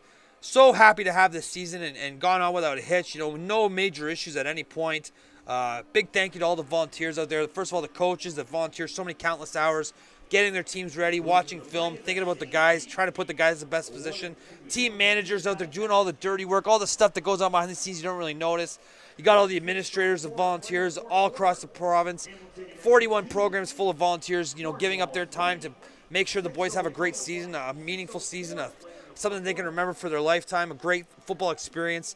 The referees, the scorekeepers, the PA announcers, the television broadcasters, everybody that does their job to make this a great season. Happy to have football back. It's alive. It's healthy in Ontario. It's probably the best province in the country to play football in. We got a great season. We got a great weekend of football ahead of us. 5 more games. 1 more tonight, 5 more on Sunday. As the Cornwall quarterback unable to field the snap, and he'll be called down on contact. Be a second and long. Matt, I'm just going to do some math for you, okay? Sure. Including the little guys that play 7-on-7 ball versus the 10-on-10 ball. You're probably averaging about 40 guys per team. That's 1,600 kids, over 1,600 kids this summer after being off for 2 years playing competitive football under the same umbrella. Let's call it what it is. There was the OPFL, there was the OFC. Everything's under the one umbrella with the OFC now, or excuse me, the OSFL. It is being a great accomplishment to get everybody on the same page, and playing against all these great caliber football players. And again, seeing the kids from Cornwall, seeing the kids from Ottawa, seeing the kids from the Sioux, from North Bay, from Sudbury, places that you normally wouldn't see, and having those guys coming here and saying, hey, this is what our university stadium looks like. Look at what some of the teams down south play. Look at this. I'm telling you, watch out for that Burlington team tomorrow. I'm telling you, that's the game to watch. If you like physical football, that'll be the game. But it's great to have these kids involved in the sport as we see a short punt flag on the play as well, Matt. Underhill did a great job of fielding a clean 15-yard no yards penalty coming up as the Ticats look to really ice this game out. 5:15 left in the fourth quarter, 19-3 Ticats lead in U18 Kenemy Cup Championship game action live from Western's Alumni Field. You're watching live on Junior Mustangs TV. Hit that follow button, hit that subscribe button. Following this game, we'll take a short break. We'll be back at 7 o'clock for the U18 AA Championship, Huronia versus Sarnia Sturgeons. Be live streamed. And then back at it tomorrow, 9 a.m. for Waterloo and Chatham at the U14 Bantam Regional Cup, followed by the U14 Bantam Kenemy Cup at 11:30. Hamilton and Brantford. Hamilton's had 3 teams in this tournament. That's great for their program. Yeah. At the 2 o'clock, you got the U14 AAA Provincial Championship, Myers and Burlington, followed by the U16 Provincial Championship, the Essex Ravens versus the London Junior Mustangs. And then at 7 o'clock, the U18 Provincial Championship, London and Essex in the biggest game of them all. 2 power teams playing for the Provincial Championship. You're going to have 3 big AAA games tomorrow. 3 teams are going to walk away and be able to say, hey, we're the best team in the province. You got Hogan in one corner. You got Andre in the other corner. It's Essex. It's London. It's the immovable force versus the irresistible object. Should be a great weekend of football. It's already been a great weekend. We've seen some great games. We got a couple more on the docket tonight and one more tonight, a couple more tomorrow. Thanks to our production staff today. Did a great job setting this all up. I sure don't want to be here when they got to lug it all out of the booth tomorrow, but excellent job. Really well run. Went off without a hitch. And so give them credit. Hit the like and subscribe button if you appreciate what they're doing, and make sure they're able to continue to bring you live provincial and city championship football action from across London and Ontario. You can watch all the games that are live streamed at any time. They'll be archived for your convenience. If you're sitting around one night and you got nothing to do, go on YouTube, click on the link, put one of these games on the background and let it play as you clean the house. Great way. Nothing better than listening to some local amateur football action as you're doing your chores on a nice Saturday afternoon. Hamilton's got a first down here at the 31-yard line. Looking to ice this win. Clock ticks under 5 minutes. 19-3, the Ticats are up. Backup quarterback in the game now for the Ticats. He takes a snap. He's looking to throw. Quick tunnel screen to the left of the field. He's got space to go. Be a nice gain. Second down. We'll call it second down and 3. It might be a first down. Depends on the spot. We'll see what the refs say. Jackson Taylor's the receiver on that. His first reception of the day. Just a little step off screen. You push it. 3 steps, come back for 2, catch that ball, get upfield. It's going to be really close, and it is enough for Hamilton first down. I want to take a second to quickly thank some of our sponsors and partners this weekend. BioSteel, Momentum Fundraising, HelloFresh, Quest Awards, Barron Championship Rings, the Buffalo Bills, Team Linked, MLSC, Area 51 Sports Apparel, as well as all of our local community partners, Western Mustangs, London Junior Mustangs Football, the London Beefeaters, and the Forest City Thunderbirds. Thanks a lot to each and every one of you guys for making this weekend possible. First down for the Ticats. They hand off to the left side. Big pile of bodies moves. The short game for the Ticats. It'll be second down. The clock continues to run. Under 4 minutes of play here. 19-3 Ticats lead. This is straight ahead inside zone play. There you see, just driving ahead. Good foot movement, keeps his legs driving on that. Good gain. It end up being about 4.5 yards on that, Matt, and it's a big play. Unfortunately, we're going to start to see a couple players cramp up a little bit. This is what we were afraid of. The Heat, 3:47 left to go. What do you expect in this next game, the Huronia-Sarnia Sturgeon game? Well, I'll tell you, for such a small center, Sarnia does a great job of producing good football. They play tough brand of football. I've had the chance to play them at some previous spots I've been at, and they're always a great team, very tough, very talented. They'll run the ball. I haven't seen a ton of Huronia yet, but I am familiar with a couple of their players through some of the recruiting I've done. I think they have a really talented program up there, and this is going to be a great battle. Everybody I've talked to says this is going to be a very competitive game in the AA championships. Two teams that, looking to move up to the AAA level next year at some points, and we'll see in a couple minutes these two teams kick off and battle. I think it's going to be a great game. Might be one of the most competitive games of the weekend. We've seen some great games so far, and I don't see anything but competitive games continuing all through tonight and tomorrow as well. Huronia. When we talked about things earlier in the week, when we were kind of getting our line on things, everyone had kind of pointed on this was kind of going to be the closest game of the day. Was the last one, and I don't know how much closer you can get to that last game that we just had between Sudbury and Vaughan. Two plays coming down, or last night's game. But if that's any indication, boy oh boy, are you in for a whale of a game. I think Huronia is going to try to spread the ball around. They're going to try to get the ball out to the back in the flats. They're going to try to move people around and try to get you into mismatched situations. With Sarnia, we know Sarnia. They want to run at you. They want to run the ball. They want to smack you in the mouth. They want to play a physical brand of football. It'll be interesting to see which style of football can kind of dictate the will on the other. I know Huronia's got a real athletic quarterback named Gene Shallow. It's just an outstanding player, and I'm excited to see him play. They got a couple big linemen. Sebastian Loyola is another guy that comes to mind as an outstanding player, one of the top linemen in that area. Braden Sanders, another player that's really showed a strong season this year. And Huronia's got a big offensive line from what I hear, and the quarterback's really athletic. They like to run the ball, and excited to see them play. Sarnia, once again, small center but big heart, and they're going to come out, and I think they're going to bring everything they got. And this should be a really competitive game at the AA championship level, the U18, for two proud programs that are looking to win that championship and set themselves on the step and move up to AAA level next year and really show the province that they belong with the big boys. So what happens in that situation? The AA champions move up. Who moves down? How is those things determined? Yeah, there's a relegation system in place in the league, and teams are able to move up and down as they have success at lower levels, or maybe they have a tough year at the higher levels. And at the end of the year, the committee will meet and they'll make recommendations on which teams need to be promoted or demoted based on how that each team finishes in the year, and then they'll kind of bring proposals to the league, and the teams will vote on it, and hopefully teams that have success at the AA level will move up to the AAA level and continue to try to play against some of the top competition in the province. I think it's best for the province when teams are moving up and down and really playing against opponents that are like quality. What you don't want to see at this level is blowouts.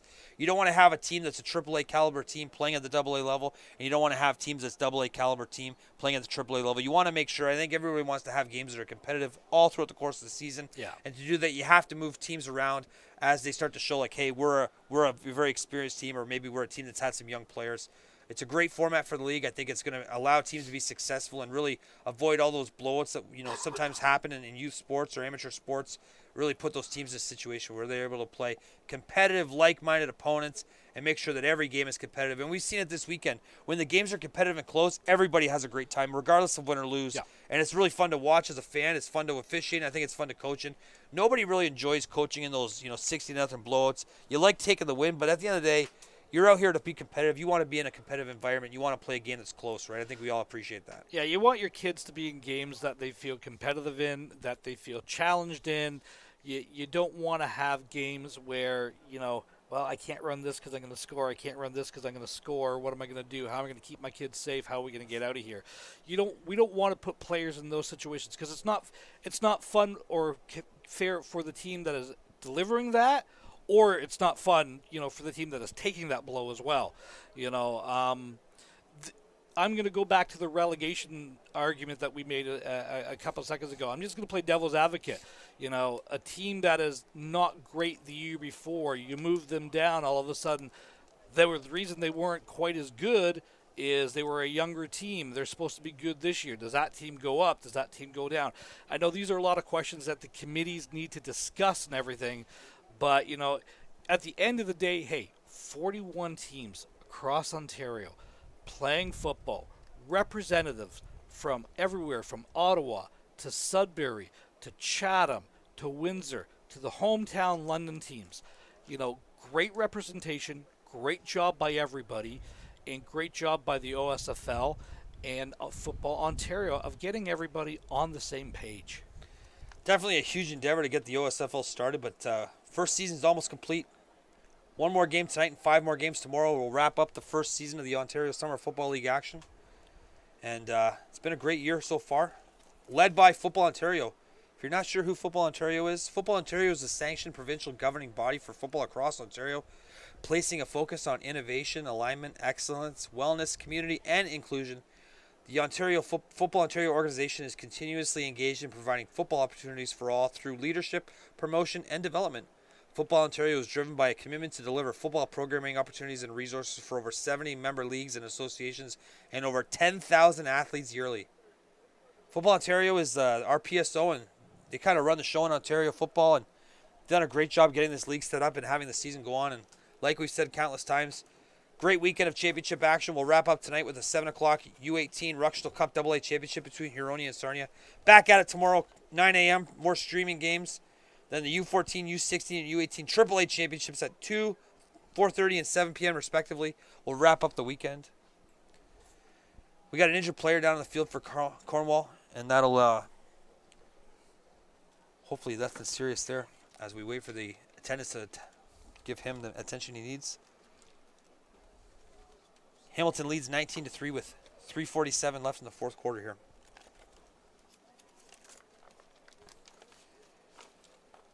This break will be brought to you by Momentum Fundraising. Momentum Fundraising brings over 20 years of fundraising experience as the #1 athletic fundraising company in Canada.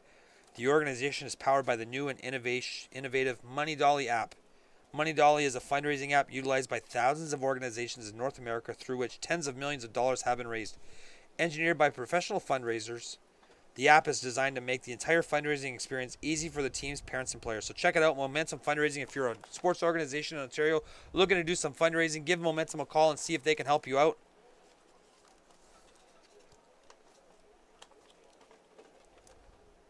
One of our other sponsors, Quest Awards. Quest Awards is specialized in producing high-quality patent plaques, corporate awards, sports awards, promotional items, and giftware, utilizing the power and precision of laser engraving and advanced computer technology. They take great pride in the quality workmanship that goes into production and the delivery of every product they ship. So if you're looking for some awards for your teams this year, check out Quest Awards, one of the proud sponsors of the Ontario Summer Football League Championship weekend. And they do a great job over there. All of our sponsors do a great job. And again, all of our volunteers. Big shout out to Subway and 7-Eleven at the top of the hill here, who has helped us out with beverages and food during the day for the volunteer staff. Just a great job from them. Again, all the different organizations coming together here, and all the parents and everything from the different organizations who volunteered to help out to make this weekend possible. We love to coach football. That's what football coaches do. Players love to play football. That's what they love to do. Nobody loves to sit at a gate and charge entry fee.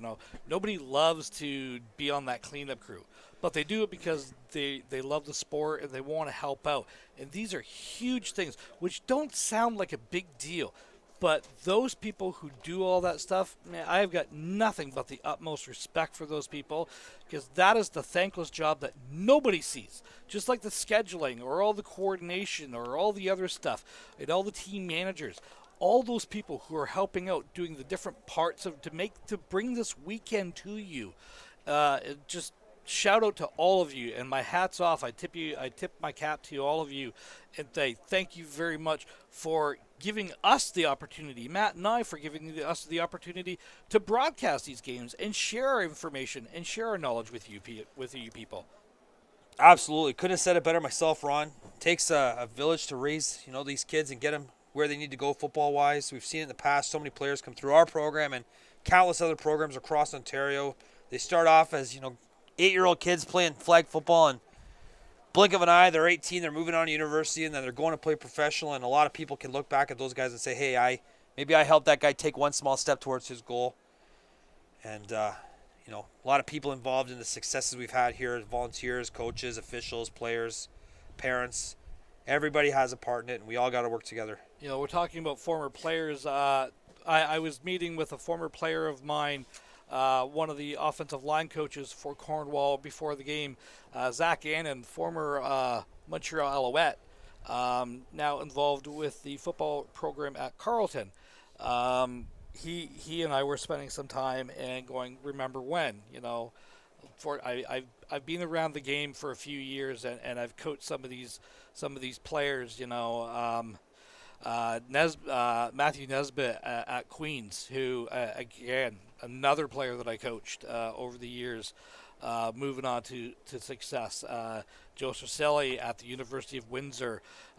All these different things, not just me though, but like yourself and all these other coaches who give up countless hours, times, years of our lives to give back to the sport, all we ever wanted as coaches is just someone to come up to us and say, hey, how you doing afterwards? That's all coaches ever ask for. We do this because we love the game. Mm-hmm. We're not paid for this. We're not paid to coach football. We all have jobs. Speak for yourself, Ron. I got a pretty delicious chicken dinner tonight, so that's payment enough for me. Well, yeah, that is true. I'll say it again. I'll say it once. I'll say it a million times. When a fat guy says, like myself, you should eat at a place like this, you should pay attention to it. When in London, King of the Pigs, outstanding chicken. Just saying. Absolutely. Well, we have a couple minutes. I'm going to take a little shameless plug here, Ron. A lot of players will be ending their football career in the next week or so as the Ontario Summer Football League Championship ends. If you're a high school player kind of coming to the end of your high school career and you're looking to continue playing, think about playing junior football. London Beefeaters are looking for got a great experience, looking for some great players. If you're interested in playing junior football, add me on Instagram, at Coach Matt Snyder. Always got to be recruiting is one of the lessons I learned from Coach Marshall when I was at Western Ontario. We got an injury on the field. We're going to take a quick break. We'll be back with you shortly as we wait for the medical attention to treat this player. So don't go away. Click subscribe, click like, and we'll be back shortly. We'll bring you the conclusion of the U18 Kennedy Memorial Cup game, and then we're on to the U18 AA Championship between Huronia and Sarnia. We'll be back shortly after this quick break.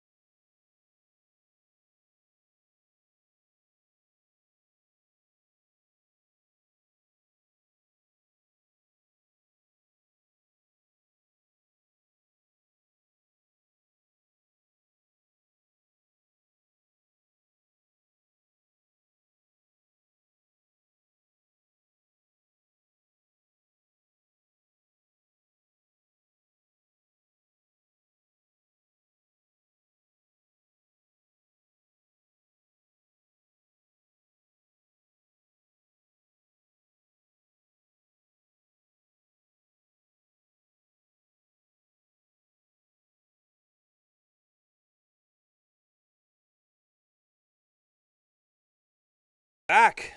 U18 Kenemy Cup Championship game action after a brief injury timeout. We're back on the field. 3:47 remaining in the fourth quarter. Hamilton Junior Ticats and the Cornwall Wildcats. Hamilton leads 19-3. Game 4 of the day. Ontario Summer Football League Championship weekend. 3:47 remaining in this game. Quick second, we'll take a sponsorship break. Barron Rings is the official championship rings of Football Ontario. Barron is a focused brand, and their relentless commitment to design, craftsmanship, and superior story-driven products are what drive them to deliver only the best for their clients. For more information, visit www.barronrings.com. Again, that's www.barronrings.com. We are back. Alumni Stadium at University of Western Ontario for OSFL Championship action. You're watching live on London Junior Mustangs TV. Hit that subscribe button if you haven't already, and check out hours of amateur football across Ontario. All games will be live streamed and archived, so you can watch them at any point in the next couple months. Check out some of the great U14, U16, and U18 football action from across the province of Ontario. We got a great one today. Close game in the first quarter. Hamilton jumped out and took the lead with a couple big offensive plays, and then have really started to dominate physically in the second half of the game, running the ball and getting great pass rush from their D-line. They got a 2nd and 6 here from the 11-yard line, 16-yard line for the Ticats. Looking to punch it in, up 19-3 with 3:47. Right beside me is my new co-host, Danny Fitzy, the man, the myth, the legend. What do you think about the game so far, Fitzy? Well, there's been a lot of action so far. I mean, Hamilton definitely came out early and then kind of faded away there. But you know what? They're looking to close it up right here. So, backup quarterback in the game now throws a slant route on 2nd down. That'll move the chains and give Hamilton 1st and goal from the 5-yard line. Hamilton is leaning on Cornwall. Really been an offensive juggernaut the second half. Physically, they've been the superior team so far, and they're looking to punch it in. In comes the heavy package. 92, 99, and 65 check in the game. Look for Hamilton to pound this ball in the end zone to finish the game off. We got a 1st down and goal from the 5-yard line. Ticats leading 19-3. Clock ticks under 3 minutes to go. 3:09 remaining. We'll have this play and then likely a 3-minute warning. Clock's running now. 3:05 and change remaining in the game. Ticats looking to walk away with your Ontario U18 Kenemy Cup Memorial Cup Championship trophy. Under center, 3 running backs in the backfield. Double tight end set for the Ticats. Quarterback takes a snap, turns to the right, hands off tackle, plunges it in, and that's going to be a touchdown for the Ticats. That'll all but ice the game for the Ticats, who have just physically dominated the second half on the ground. Cornwall, great season. Really great team. They made the long drive, 6.5-hour drive up here from Cornwall. Just looks like it might have been too much for them today. Just not able to kind of stick up to the physical run game for Hamilton. As a linebacker, Fitzy, when you're getting the ball run on you, what's going through your mind? well, you got to look at the front. Defensive line. They control the line of scrimmage for the linebackers, and it trickles all the way back from there. If your defensive line are ending up in the front pocket of your linebackers, then it's going to be a rough day for your defense. So I remember a game where you were playing linebacker when your defensive line had a lot of trouble stopping the run against us, bud? it's very vague. I remember it quite clearly. Anyways, we got the Ticats up 25-3 with 2:43 left. All but ices the game. They'll kick the PAT, and we'll count down the minutes until the U18 AA championship between Huronia and Sarnia, which will likely be delayed because of the end time of this game. We'll let you know as soon as we can about the start time for that game, but expect an 8 o'clock start or something close to that. We'll let you know as soon as we hear when that game will start. If you've jumped in early to watch that game, we had an injury timeout here, which delayed the end of this game a couple minutes, so we're slightly behind schedule, but we'll get to the Huronia-Sarnia game as soon as possible at the conclusion of this game. This is the U18 Kenemy Memorial Cup. Coming up next, the U18 Sandy Ruxel Cup AA Championship between Huronia and Sarnia, and that'll start as soon as possible after this game, pending a quick break for the referees and the officials to change the crews over and get the field sidelines cleaned up. Teams will celebrate on the field with the handshake and then move over to the celebration area where they award the offensive and defensive MVP, the game MVP, and then the championship trophy to the winning team. And the next game will start immediately. You can see over in the far end zone, Huronia team's already warmed up, ready to go. Sarnia is somewhere as well warmed up. Hamilton will kick off from the 45-yard line. 2:43 left in the game. Hamilton leads 26-3. Well, it's been a great weekend of football all across Ontario. 3 different levels of football, Fitzy. Any thoughts on what you've seen so far? You've been at all the games. It's been a lot of close games. A lot of evenly matched teams, and been great football all around. See different styles from different regions and different players. Coming out and showcasing their talents in championship weekend. So You're going to be a part of the U18 AAA Championship tomorrow at 4:30. What are your thoughts on that game, London Essex? you know what? It's kind of the storybook that we really wanted, and hopefully we have a good ending to it. Obviously with our good friend KJ Kennedy passing away on the week that we were supposed to play those Essex Ravens, and now here we are facing them in the championship. This is something that movies are made out of. What I hear all the time from the players, and hopefully we have a good ending for it. So. Fitz, you're the linebackers coach for the U16 team. Did a great job with the linebackers this year, and super excited to have you with us this season on the staff. Sit beside me in the booth as we count down the seconds until the U18 Kennedy Cup Championship game ends. Hamilton Ticats up 26-3 in what's been the first game of, I guess you'd call it a blowout this weekend. We've had some great competitive games. Cornwall looking to finish the season on a high note. Quarterback rolls out and throws down the sideline. Left, we got a pass interference flag. Looks like the pass has been completed. Pass interference will be declined. Great throw from the Cornwall quarterback. They're not going to go down without a fight. Looks like a pass interference will be assessed, and I expect Cornwall to decline the penalty and keep the drive alive. 2:29 remaining in the fourth quarter here. U18 Kennedy Cup Championship action from the Ontario Summer Football League Championship weekend, live at Alumni Field at Western University. Yeah, so right now we got the Cornwall Wildcats out there playing, and right now, realistically in their head, they're thinking 26-3. Only 2.5 minutes left. Right now, they're playing for the guy that went down, and he's being assessed right now by the medics. But right now, they're just thinking, hey, we're gonna go out here, we're gonna play for him, and for the last 2.5 minutes here. So hopefully we get a good drive out of them in this last series. Hopefully. Referees will set the chains here as we wait for the sticks to get set, and Cornwall will have a first down from the 41-yard line, trailing by 23 points with 2 minutes and 29 seconds left. Exciting weekend of football. This big game's had some moments too, unfortunately. I think Hamilton's run game was just a little bit too much for Cornwall to handle, especially after the long drive. Cornwall lines up 5 receivers to the wide side of the field. Quarterback's alone in the backfield. He takes a snap, back to pass, looking for a receiver over the middle. He's flushed out of the pocket. He's scrambling now. Throws it away to avoid the sack. Big arm from the quarterback. It'll be second down and 10 to go. Cornwall unable to really provide that stealth protection that they need to let their quarterback throw the ball downfield. Hamilton's front four has been aggressive all game and really brought the pressure, Fitzy. Yeah, I mean, when you have an empty backfield, that's saying a lot for your offensive line. That's putting a lot of pressure on them to make sure that they buy time for that quarterback. But like you said, that defensive line for Hamilton, I mean, they got a bunch of studs up front. So hopefully Cornwall can handle them for the last 2 minutes here. Second and 10 for the Wildcats, just shy of the 40-yard line. We'll call it the 42. Needing 10 yards to keep the drive alive. Hamilton's defensive line will likely pin their ears back and come after the passer now. 3 receivers to the wide side of the field for Cornwall. Quarterback takes a snap. He's got a running back out there. Quick slant over the middle, dropped. He had him there, and he just wasn't able to complete the pass. Hey, Fitzy? Well, when you see that formation, 3 to the field, 1 to the boundary, you're thinking ISO to that boundary. It's an easier throw for that quarterback to throw, and you might be thinking to slant or even just a fade by the number 1 on the weak side. So obviously we saw it there, and the receiver just couldn't hang on to it. So brings up a 3rd and 10 for the Wildcats here, 42-yard line. This could be the last play of the game for them if they're not able to convert. Let's see what they do here. Expect them to throw the ball. Quarterback's in shotgun, 3 receivers to the wide side of the field. He's got 2 running backs in the backfield, hoping to give him some protection to be able to complete this pass. Quarterback calls the signals, takes a snap. He's back to throw. He's got a slant run on the front side, a lot of pressure. He's scrambling around, looking for someone to throw the ball. He's got to throw the ball away, and that'll be it. Ball game there, folks. Hamilton will take over on downs with 2:08 left in the game. 26-3, Ticats lead.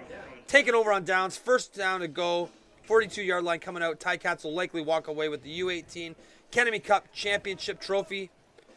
After a great season for both teams.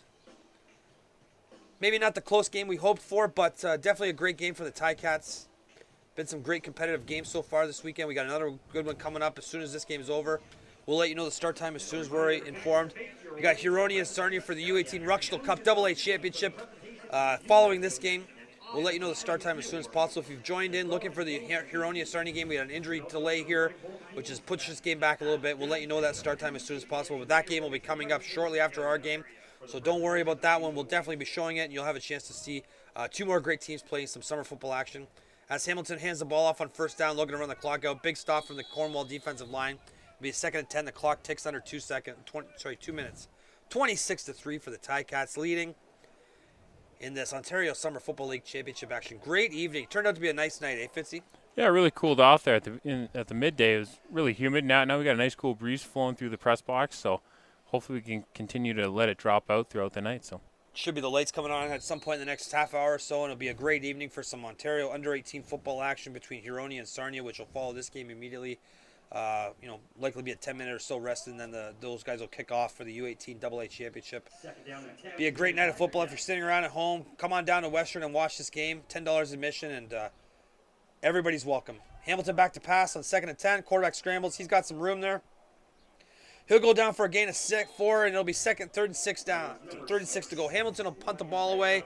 With 1:37, the clock will start on the referee's signal, and likely Wildcats will take the ball over with just over a minute left, down 26-3. Looks like Hamilton was content to just run this much time off the clock on that drive and then punt the ball away. Really, at this point, it's just a matter of the clock kicking down to 0 before Hamilton will walk away and be named the Ontario U18 Kenemy Memorial Cup Championship team for the 2022 season. Great season for the Ontario Summer Football League action across the board. 41 teams competing at 5 different levels. We had the U12 and U10 championships last week in Sarnia. Today we got the U14, U16, and U18 championships all weekend, live from Western's Alumni Field. almost flag on the blocked. play. Hamilton will have a first down, which will basically end the game there. Roughing the passer will be the call. Cornwall really wanted to get there and try to block that punt, and just a step too late. First down for Hamilton, and that'll keep the drive alive. Hamilton will likely just take 3 knees, and the game will be over here.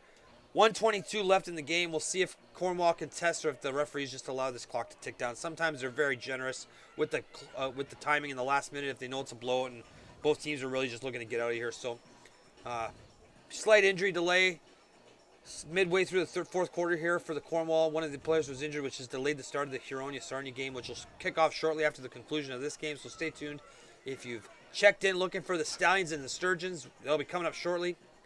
In the meantime, click like and subscribe on the London Junior Mustangs TV Junior Mustangs TV channel. Click subscribe. Follow along with us all year. Give us an opportunity to continue to bring you great amateur football games from Ontario and across the province.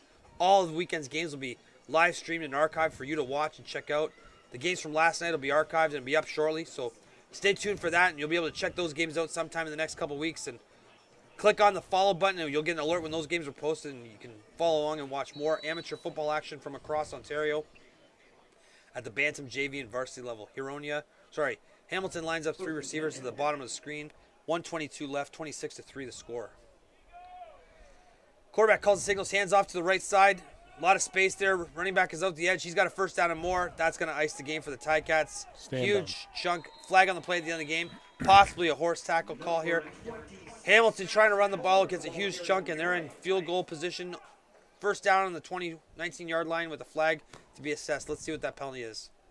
Looks like a horse collar to me, although I'm not a referee, and I have no idea sometimes what they're calling out there. Hey, Fitzy? You begin to wonder. Oh, it's been a great weekend of refereeing so far. Everybody's holding on Hamilton. Here we are. After yards gained, it'll be a first down.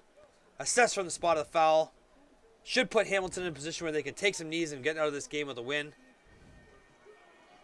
You can see the Huronia Stallions over on the sidelines getting a last-minute warm-up in. They've been waiting for a while due to the injury delay, but they'll be ready to go. I'm not sure where Sarnia is, but I'm sure they'll be ready as well. And following this game, Huronia and Sarnia for the U18 AA Championships, the Ruxtal Cup. We got a great one coming up, and we got a couple great ones tomorrow. U14, U16, and U18 AAA Championships, capped off by the U18 heavyweight battle between the London Junior Mustangs and the Essex Ravens. Coach Wilson's Junior Mustangs against Coach Mills' Essex Ravens. 2 teams that just have a lot of love and mutual respect for each other, and I'm sure there'll be a lot of hugs and high fives as that game gets played. I even made myself laugh. That's going to be a battle. Hamilton hands the ball off tackle for a first down. Big chunk. They are just getting what they want on the ground now. 1:08 and the clock will run down as the referees stop to set the chains, and then they'll restart the clock, and we're going to tick under 1 minute. Should be, at some point, Hamilton's going to start to take knees and get out of this game. And they'll be the U18 Kennemy Memorial Cup champions, named after our dear friend Jay Kennemy, who passed away suddenly a few weeks ago. And a great honor for the Ontario Summer Football League to name this trophy after him. I know all of us are pleased that his memory will live on. Hamilton lines up 3 receivers to the bottom of the screen. Under a minute left in the game. 26-3, Hamilton has dominated. 5 receivers out now. 1 running back beside the quarterback. Hamilton, quarterback takes his signals, turns around, hands the ball off. He's going to keep the ball off the off-tackle side to the right for a short gain. 2nd down here, 44 seconds left. Should be enough to just kneel on this game and win, although they continue to run plays. We'll see if Hamilton elects to take a knee to get out of here. And then shortly after the end of this game, the MVP awards will be handed out, the championship trophy will be handed out, and Huronia and Sarnia will kick off to start the U18 AA championships on the field, which will be live streamed. Stay tuned for that one. If you're looking for that game, it'll start shortly. And then we're back on the air tomorrow at 9 a.m. for the Waterloo Chatham Bantam Regional Cup Finals, followed by the Brantford Hamilton Kennemy Cup U14 Championship. And then at 2 o'clock, Ottawa Myers and Burlington, the U14 AAA Championship. 4:30, London Junior Mustangs, Essex Ravens, U16 Championship. And then 7 o'clock, we got the London Junior Mustangs and the Essex Ravens as Hamilton takes the knee to end the season. A great way for the Hamilton Ticats to end the season. I know they were disappointed when they didn't make the A playoffs, but they battled through and they walk away as Memorial Cup champions. Cornwall, a long drive down. They gave it everything they had. They come up short today, but a great season for them. They're a proud program. Hopefully their player is okay and not any serious injuries, and they have safe travels back to Cornwall. And we're moments away from kickoff for the Huronia Stallions versus the Sarnia Sturgeons in the U18 AA Championship, the Ruxtal Cup. We'll start that shortly. That's the end of the game. Hamilton Ticats are U18 Kennemy Cup champions. Thanks a lot for joining us. We'll be back shortly for the U18 Ruxtal Cup, Huronia and Sarnia. We'll let you know as soon as we can when the kickoff time will be. Expected to be about 8 o'clock kickoff, so stay tuned for that one. And hit that subscribe button if you haven't already. Follow along as well. We'll get you an alert when the game starts. I don't even know if that's what happens. I'm just assuming it does. They get I think you've been in the sun a little bit too long there, Matt. But thanks a lot for joining us. Thanks for Fitzy for jumping in. And great game all around. And we'll be back shortly for Huronia versus Sarnia for the U18 Ruxtal Cup. From Western, this has been Matt Snyder. Thanks a lot for joining us, and we'll see you soon, guys.